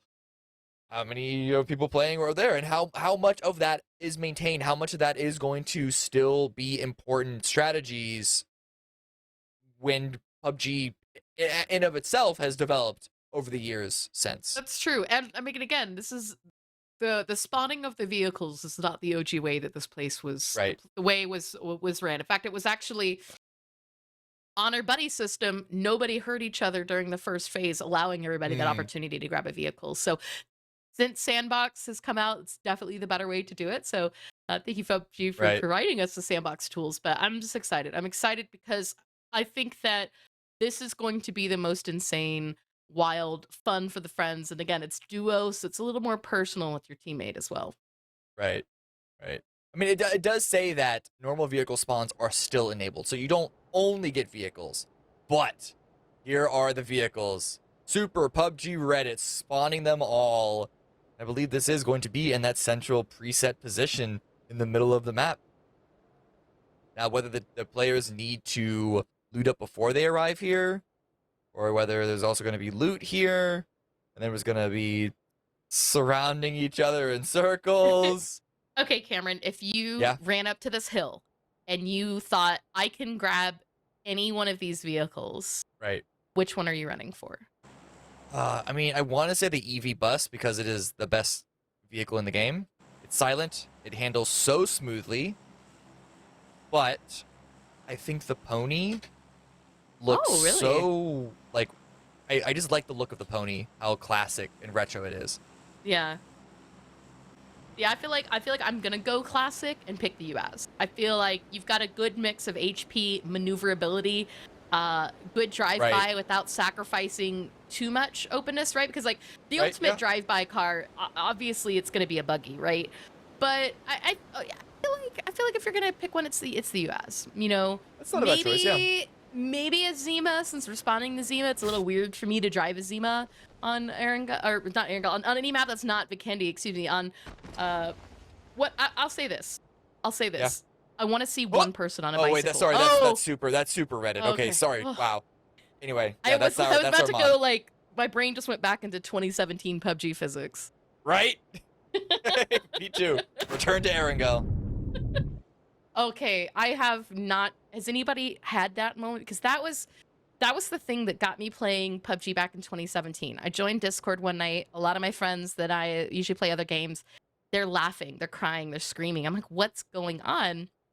They're playing PUBG and their car's glitching and it's throwing them across the map. And instead of getting angry, everybody's just laughing and trolling. And Yeah. it was such a fun thing. And I thought, I want to play this game. And that was a very long time ago. And PUBG is still in my life. Already, VSM, the duo of VSM, are taking vehicles spawned by our super PUBG Reddit. Moderator, God. Oh, they're staying close by Sandman? and keeping an eye. Maybe they're Yeah, well, no, because this is where we know where phase 1 is going to end. We know it's going to Yeah. circle up on this area, and then it's just going to be driving around on this hilltop. So they're grabbing vehicles early. They're looting up right next to it. The question is, are they going to get a lot of loot from this area? ooh, a lot of sickles, some sickle throwables. Pans can usually come in clutch. But yeah, here we That's go. true. This is the big issue right now is going to be how well you manage your inventory. We can see that Defux actually has 30 crossbows, 24 to Rico. You really can't carry that much more than that without starting to max out your space. And if you want to start picking up more throwables or more gasoline or heck, even more bandages and other types of healing, you're gonna have to start sacrificing some of those crossbow bolts. Especially with no backpack. Doesn't look like they found any of those. Yeah, 200 FPS. Stronger Cucker playing as a solo, not even Ooh, playing as a okay. duo, trusting themselves to just stay alive without any support.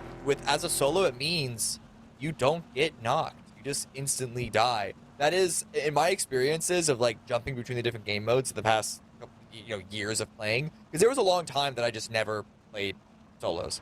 But getting back into it recently, like it really is a big difference. Not even having teammates, but whether you get knocked versus killed. Mm-hmm. I love this. I love the Superman flying view of Sandbox. Like I mean, you're essentially Super Saiyan. Oh, okay, yeah. Little Bronco action. Little Miramar Murado. vehicles. Can you yeah. get the golden Murado? Can you spawn that? Is that a spawnable thing? I don't Is think the Tuk so. Tuk? There's the four-wheel ATV. That one's actually, I mean, if you're looking for the buggy, that one's probably basically a better buggy. It's got all of Okay. the advantages of a motorcycle and none of the disadvantages of the buggy. If anybody rides a Tuk Tuk and gets a kill in this game, I will give you Please. 5 make-believe points because 5 I make-believe can't. points. I can't give you real points to the league, but I will give you 5 make-believe points if you get a Those are Tuk Tuk valuable. kill. Those are coveted, guys. Go for those. That's Yeah. very important to get. I'd want some. Oh my goodness.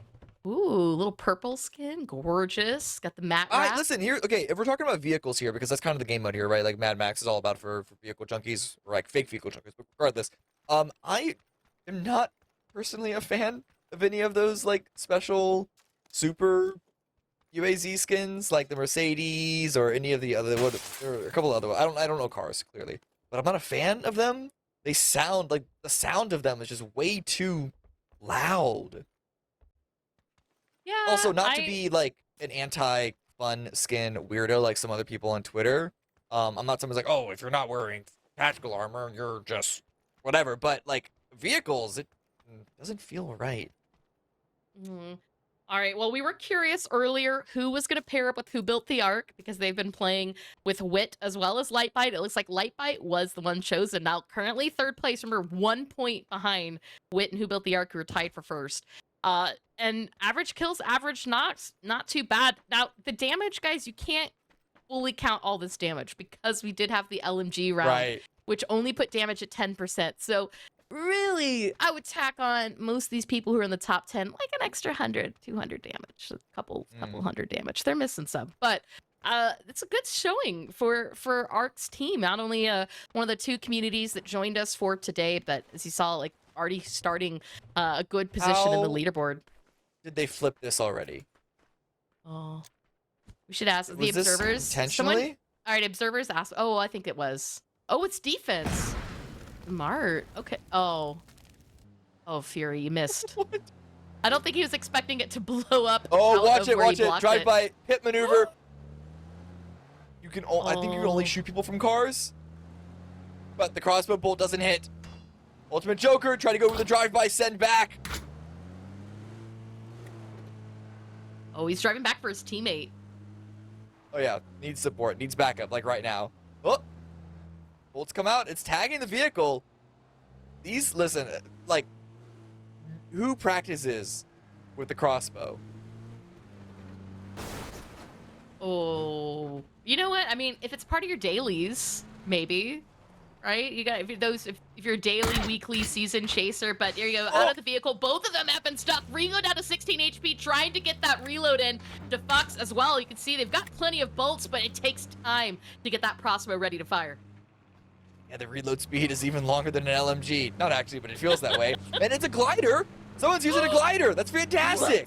Oh my gosh, my voice is cracking because a glider in Mad Max is beautiful. And it's Fury! This is such a Fury move. I'm so glad that Customs is back because our OG trolls are at it again. And all right, here's the thing. Dropping C4 from a glider. Right. Favorite pastime, right? Best thing in the world because no one expects it. But Yeah. I gotta tell you, for this mode, I'm curious because, again, this is a gas guzzler, and I don't know how much fuel they're carrying for them. So Right. at least using this to get them out of here into phase 1, closer to where that next circle is going to be, might be the play. I don't think we're looking at longevity for these 2 in the glider. No, probably not. I mean, just look at how fast this thing is bringing them down. But it's not the only glider in play. We get another one that's been turned upside down. Was this intentional? I don't use the glider. I got into it once, got overwhelmed, never touched it again. So I don't know any of the tech, but they're still afloat with it. It took me a while to get good at flying. I think like the first time I used it, it was beginner's luck, and I took off with no problem. And then I overthought it, and I was terrible. But there you go. The circles shift. Most people are in the air. It actually looks like we have a second team in glider. So are we going to have a dogfight? What is this? Oh, no, it's not a second team. That's just our PUBG Reddit Superman. No, there is a second team because we still have that first Hackatory coming in all the way you're from right. the That's west, not still Hack in the Shots blue. and Fury. Yeah. Oh. Next goes down. Jakey Boy Pro turned to be the headshot machine. We saw a couple of bolt action shots there. And they're off in the distance. You can see the little name tag, little square in the sky. Caster's Curse now driving around. Bolts aren't finding anything, but Katie does confirm Defux. I believe maybe the first casualty of the round. And Morax Adriana trying to go for another shot, but it's not going to land. Oh. This is a very the hard calm part, sounding right? Mad Max just because it's crossbows. Not very loud. No.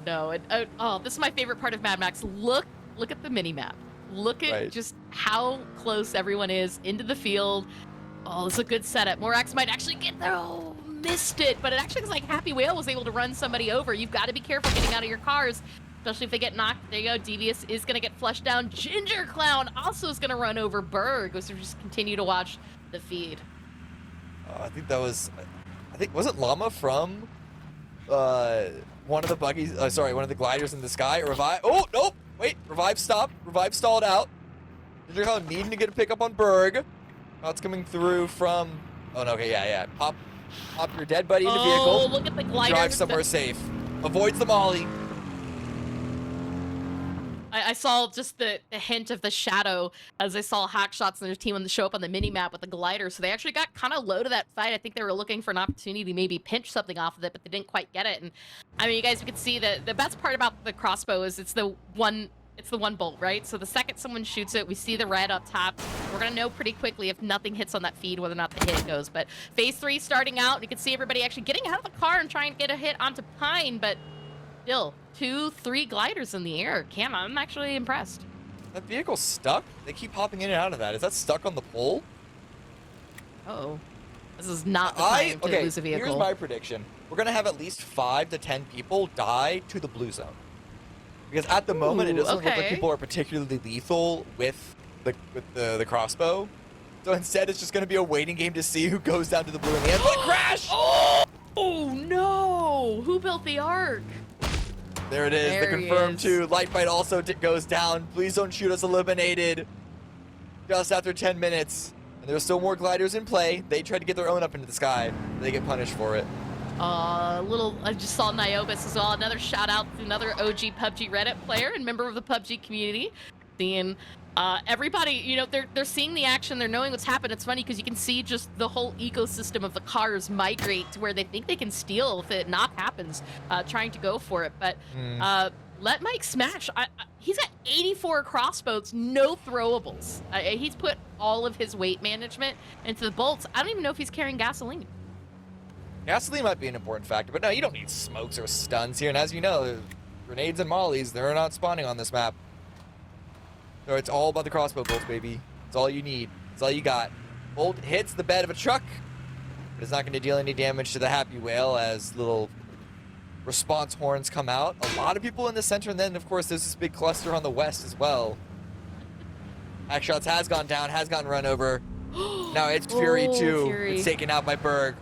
The way that was cut, I actually thought that Steve was headshot while he was driving. So, rip to Fury, but this is good for everybody else who's looking for opportunities to jump ahead. That team who's currently pretty high up on the leaderboard, Happy Whale.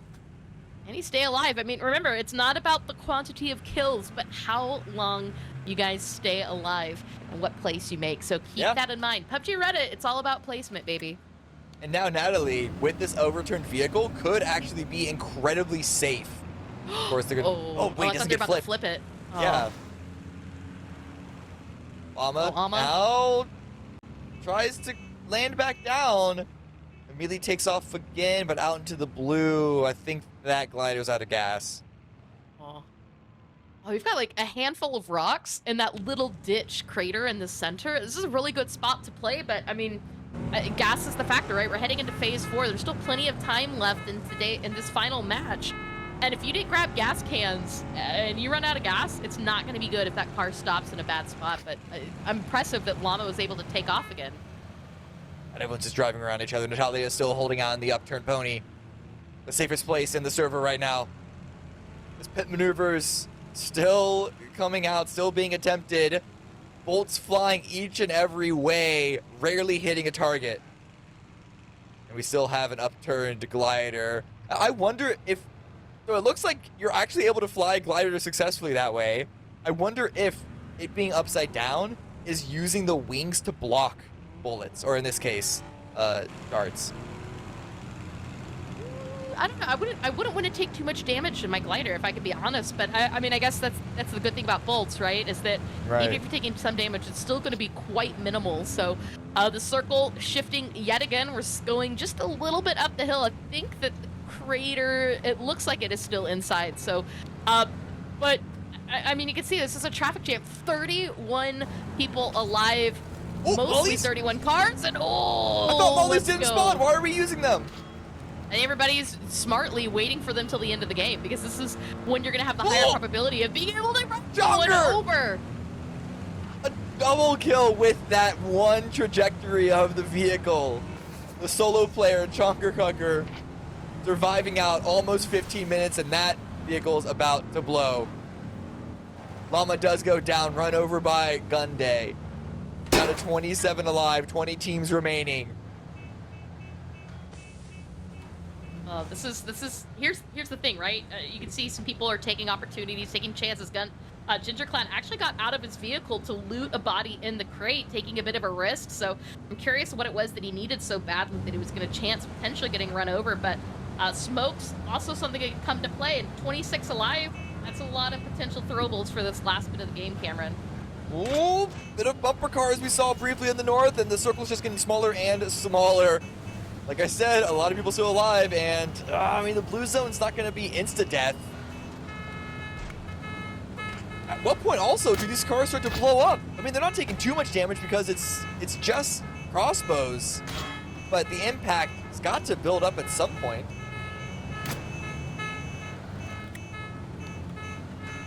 Okay, just got word. Blue zone has been stopped. It is being delayed. It is an extended phase 6. As we see Katie with another headshot on through Benny. Ran over by Swaggers with the kill is stolen, but again, it's not about the kills. It's about survival time and getting the win and overall placement. When I played this game back in PUBG, not even when I was casting, but I was just playing and someone else was casting for the day, I would always try to get on Katie's team, because this is a mode that she's so good at. And there we go, the blue zone grenades you can see as well, also in play as part of the throwables. And it looks like some people were trying to swap some cars, maybe hoping that one that was abandoned was in a better situation for them. That glider. Is it the gas? Why are so many people hopping out of the vehicles? Are they running out of gas? Are they running out of gear and they're trying to loot? I wonder if it's not even that they have gas, but they're worried about the damage of their own vehicles. So they're jumping out of it before their vehicle comes to the chance of blowing up. But I'm not seeing anything on fire just yet. It's harder to accomplish that with the crossbolts, but we will see that with throwables as the circle continues to get smaller. We lost Katie, we lost the Happy Whale, down to 16 alive, 13 teams. That's a lot of solos in play, which means that Nox, I mean, not like you could ever really get a revive on a Nox at this area of the game, but even less so if you're a solo. Staying still is a very risky move for Minty. It only gives people more opportunities to line up a crossbow bolt onto you. But when, you know, those don't seem to be landing too effectively no matter what, I guess just give yourself the best opportunity to land your shots. Other people can attempt to do the drive-bys, can attempt to shoot from moving vehicles. Ooh, that could have been a good spot for throwables. You see a bunch of cars that were clustered up right there. Cutie Zane trying to find an angle. I mean, here's the thing. We've got a couple of cars that have been blown up, flipped over, and that's going to create some hard cover for some of these guys to pull up beside and get that, maybe that healing in, get that opportunity to get that reload, and try to protect themselves from being called out from getting headshot. Jogger, that's out in the blue! You gotta turn around! Making a big, wide loop. Say taking a moment to stall and heal up, but no, that blue should get the kill there. Not enough time for the damage, and there it is, 200 FPS. Jogger Cucker is eliminated in 15th place. Oh, Minty Eyes with another headshot onto Scuba Steve. Down to 10 teams with Destructive Gen also going down. People are starting to fall like flies. A bit of a waiting period up until now. With the war of attrition, the dam's got to break at this point. Yeah, it's gotta, I apologize there for getting quiet. I was actually finding myself just like putting my my chin to my hand and leaning forward and watching, because I'm just so mesmerized by the way that these last 12, now 11 players were able to stay alive. Schweppy with the headshot, Cutie Zane picking one too, and as everybody's in the car, I mean, that's the player. You're gonna have to try and do what you can to get them out. Oh no, and Schweppy as well. Hits a vehicle in the middle of a blue zone grenade. That is not what you want to see. 7 players alive, 6 teams, only 1 duo, and that duo is here, the Noble Noobs. Cutie Zane, but it's going to be Ginger Clown that's getting a bunch of these knocks still in the last few moments. Who just got pushed out into the blue zone? It's phase 7. You can't survive for long out there. And you know what? I love this. They're both in the same car, so one's able to focus on driving, the other's taking shots, and as one starts to run out, they'll be able to swap back and forth on this. So this is the strategy that you want to play. You want to kind of have dedicated roles for your teammates. He's gone down. Zane trying to line this one up. Misses the shot despite it being a point blank. I mean, a crossbow is very, very difficult to use. Very difficult to use. You've really got to head your shot, and you got to anticipate where that player is going to move, and you can see kind of leading it in front, hoping the car is going to stop, and that's kind of why some of these people are keeping the unpredictable movements for the cars. They don't want to make it easy for those people to guess where to aim for that headshot. Who's still alive? I only count 4 people. Oh, great shot in the Dutch Knight! Hyundai left, pulls in the vehicle, spotted. Another member of Noobs pop out. He's going to push them out to the blue. Oh, what smart play, but they popped through the vehicle themselves. But now run over. It's now a 1v1v1 for the end, for the win. I think he was trying to get into the back of the vehicle and potentially get Gunday there. Remember that we did see throwable sights were in that game, so if anybody decided to choose that weight, that's something that they can play with here. But everybody's going to use an opportunity right now to heal up, throw out smoke, so you can see that this is going to be a really gnarly final circle. There you go. Our observers are going to turn off X-ray so you guys can see just at the lack of visibility. Can't see anything. It's like Elden Ring in here. And just so you know, so like Super, the team Super, that is just our admin, our mod, our overseer of this whole thing. It is a final 3 standoff. Winner, winner, tofu dinner, CDC, and then look mom on Twitch. The last 3 duo sets remaining, or at least solos from these duo sets. And there is no move to drive around. But that car is looking pretty damaged. It's gonna start get close to exploding soon. I wonder if Ginger Clown actually tries to bait OKR, or perhaps Gunday with it. One vehicle explosion could set up a chain reaction, but they're hopping out. They're hopping out. They're going for the crossbows. Oh, do you think? Oh, come on! Somebody's got to punch the other. Someone's got to have a throw, like a pan, a sickle, something. And oh, I actually do see Gunday does have a pan on his backside. So as the circle continues to get smaller, he might be able to play this action here. But it looks like Rhino actually went back to the car. Beautiful headshot, Gunday. Oh! Duck down, avoided the shot from Twitch. The player on Twitch, I can't read the name, it's moving around too fast. I think it's Ginger Clown versus Gunday in this final circle. Oh, come on. And fight, and fight, and fight. Oh, they're just going for the crossbow bolts. Going for the crossbow bolts, and then someone spots as our Reddit moderator watching and cheering everyone on. They're invincible, you can't take them out. You're one of the last 2 up. Win the game, running into the smoke, trying to stay alive. I can't tell you what the strategy is now. Gunday is trying to jump around the smoke, trying to spot out where the last player is, but not seeing anything at all. This is risky too, because if the smoke starts to thin out, Gunday could also open himself up to Ginger Clown, but he's just continuing to creep through the edge, looking to see if he can get any line of sight. I mean, more smokes. This is the throwables. You know, we talked about managing your inventory. Cameron, this is all that's left, right? It's a handful of crossbows, and I think we're out of smokes now between the last 2 players. Up in the sky, jump on top of the roof. Molly push him up that direction, and there it is! Oh! The headshot to Ginger Clown. Is that a self-AED in play? Doesn't matter. One more shot, that's gonna be it. Gunday comes out on top in the end with the win. Yeah. Unfortunately, it still sees our Super as someone who's a playable team member, so we're gonna go ahead and call it. It is Gunday. Look, God mode is off. You get the opportunity. You yourself can kill Mr. Reddit. That is your prize for winning this game. John Reddit. Yeah, you killed John Reddit. Another one for his fist fight at the end. You get your fist fight at the end of all this, Klov3r.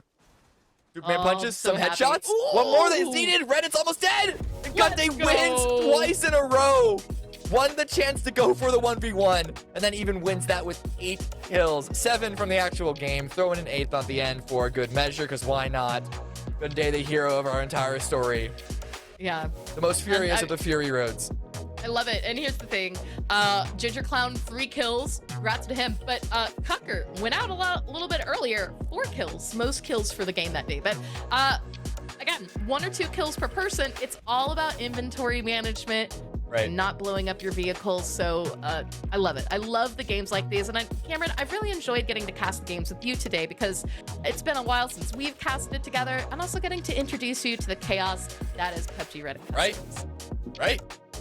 It was really fun watching this, figuring out what are the strategies, what are the teams really going to be developing in here. We're waiting right now because the way the data works, probably all familiar with this. We're waiting here. We're not going to go to a break. We're going to wait and hang out while we get the leaderboard graphic ready, and then the seasonal leaderboard graphic prepared. But for now, we can just sort of, I guess, talk and hang out about those games up until now. Yeah, and unfortunately, well, I did see him a little bit online. I don't think Dan played. We didn't get to pan Dan today. Disappointing. But that's okay. The pun is right there. Not alliteration. The opposite of alliteration. The rhyme is right there, Dan. Come on. You needed to play into it. For those who remember, too, I think it was pans only Sanok. Dan would go to like a specific compound, and everyone would have to go find Dan and pan him, and we'd see how long he could stay alive. So the craziness of customs, guys, that's the fun part, is that not only do we have predetermined game types, but we're always looking for creative ways to introduce more. it's not about how many kills you get, it's how well you survive the game mode and stay alive till the end. So there's going to be plenty of G coin to give out. As you guys saw on Discord today, we picked a winner before each match. So congratulations to the winners. If you haven't checked Discord at all today, make sure you go look over it, see if you got tagged to win that G coin. And for those of you who are watching online, didn't get to play today, but would like to play again in the future, I encourage you to join us on discord.gg/PUBG Reddit, as well as check us out on Reddit, which is reddit.com/r/PU Battlegrounds for all things PUBG. So while we wait, and producer, please feel free to cut me off by bringing up the leaderboard. I do have a pitch for a custom game mode. This is something that me on my stream with some of my viewers, we developed this. This was about 2 months ago, so maybe it's gotten a couple of cobwebs on it, but we called it World War I PUBG. Any history buffs, shut up. The weapons aren't going to align, the technology is not going to align, but the vibe is there, and that's what we're going for, right? So, mortars are everywhere. Everyone gets one Panzer, so like as their secondary. So it's mortars and one Panzer. 2 frags each, and a revolver with 6 bullets each. No healing at all. Okay. That's it. That's the utility. That's what you have. I like You it. could maybe get a weapon with a scope for sighting, but that's, we have to work that one out. But that's the vibe that we're going for. Just explosions everywhere. Ooh. You on board? You on board? Reddit? Let's Are do we it. on board? Oh no, sorry, that was the producer telling me that we have the leaderboard ready. So here we go. Winner, toe for dinner with the win of the Fury Road. Or Fury Grounds. 574 damage, Gunde. Right. Love it. 8 kills though. A lot of those must have been stolen runovers. Ooh, this is the thing, right? You see someone on the ground, just go for it. Shwethy, 494 damage, 4 kills, but unfortunately, as we saw, it kind of got taken out a little bit earlier, so survival time's just a tad lower, but Ryan, who actually kept that survival time up for the team, so DDC Chefs, and then who was it for the Noble Noobs? I think it was Cutie Zane that was up the longest. Dutch Knight actually fell pretty early on, so just again, shout out to everyone, not only for playing in this match, but for all 5 games today. It was only day 1 of our brand new return to PUBG Custom Games, and we'll take a quick look at the season leaderboards after 5 games. Cameron. Arc, Whiteout, still in first. 37 points total for the 2 of them. Destruct the Gen, Light Fight, both tied for 3rd. I don't know what the tiebreaker rules are, but regardless, those are the top 4 of the overall leaderboard this season. But it's a long season, so do not worry if you haven't started yet. If you are interested in joining the lead, I don't know, it's 37 points is a lot. But that doesn't mean that you can't do even better and overtake them in the end. As long as you grind more, play more, you will be able to climb up the leaderboard. Yeah, and again, guys, some of these players, there's a couple games they didn't do as well. So never say never. Just remember that grab your friends, get online, join, and look for those opportunities to play and continue climbing up the leaderboard. So, yeah. Right. So that's not it for us. We have a couple more announcements to make. I'm waiting for the go from our producer to really make this full announcement, which should be exciting for everyone who's had a lot of fun either playing or watching. I'm hearing. No, not yet. Wait. All right. Anticipation. We're going to be announcing the dates of the next custom games. Hold the graphic.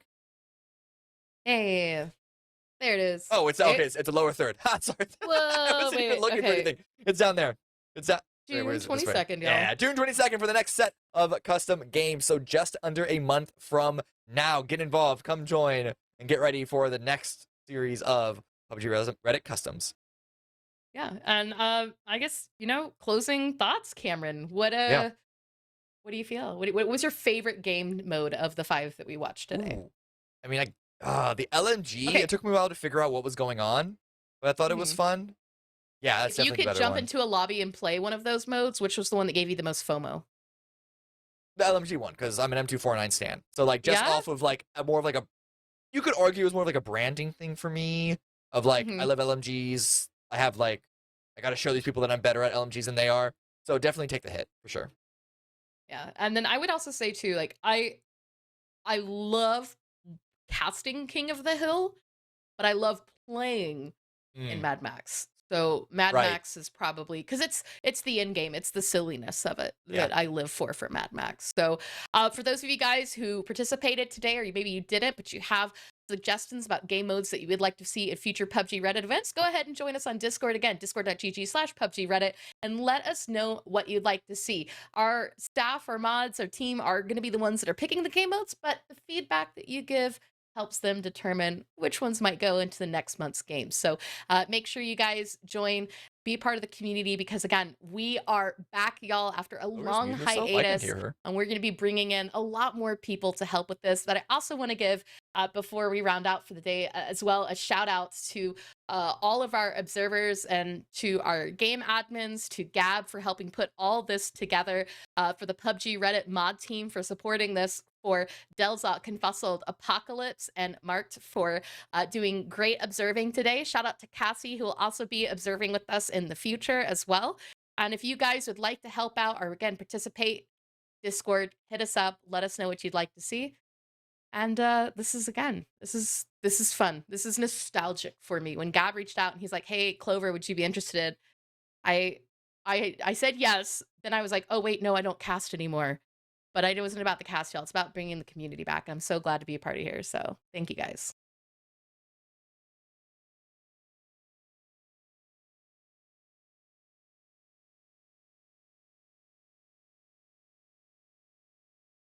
Production, talk to me. Am I supposed to be talking I think now? I lost my or internet. is she supposed to be Someone talking now? lost internet. Oh no! I think, All right. all right, well, you can hear, so wait, Cameron and I are actually in Discord monitoring, and I think both of our Discords, or maybe just mine, has completely cut I out. think Klov3r got disconnected from Discord. I'm gonna let Cameron take this over now, because I don't think he can hear me. Okay, so apparently Klov3r's disconnected from Discord. Klov3r, I don't know if Klov3r's still in VMix or not. Sorry for the scuffed ending in the stream. I've just been sitting here. I have no clue what's going on. I suddenly couldn't hear Klov3r. I know Klov3r had an announcement that she wanted to make. I hope that she was able to get it out. I hope that she was able to share her thoughts that she wanted to at the end with all of you guys.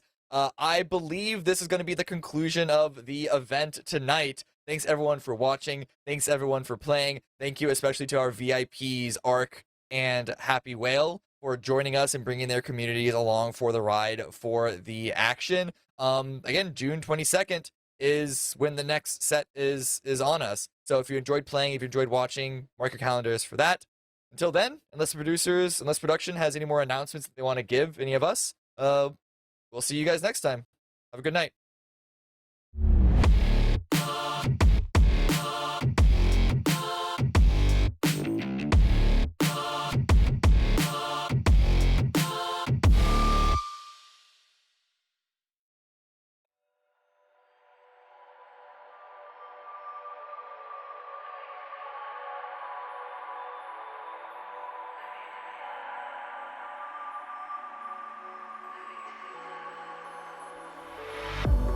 If I were to the sea, baby, I never say, for I will fall into the light. Every time I try to breathe, the moon will rise and carry me, for I've loved and I have died. So I won't hold back,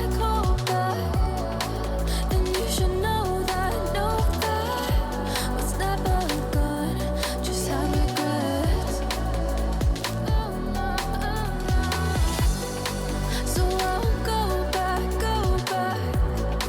Oh Lord, guide me to forget the time I lost with no regrets, and the moon shine back again. And the moon shine back again.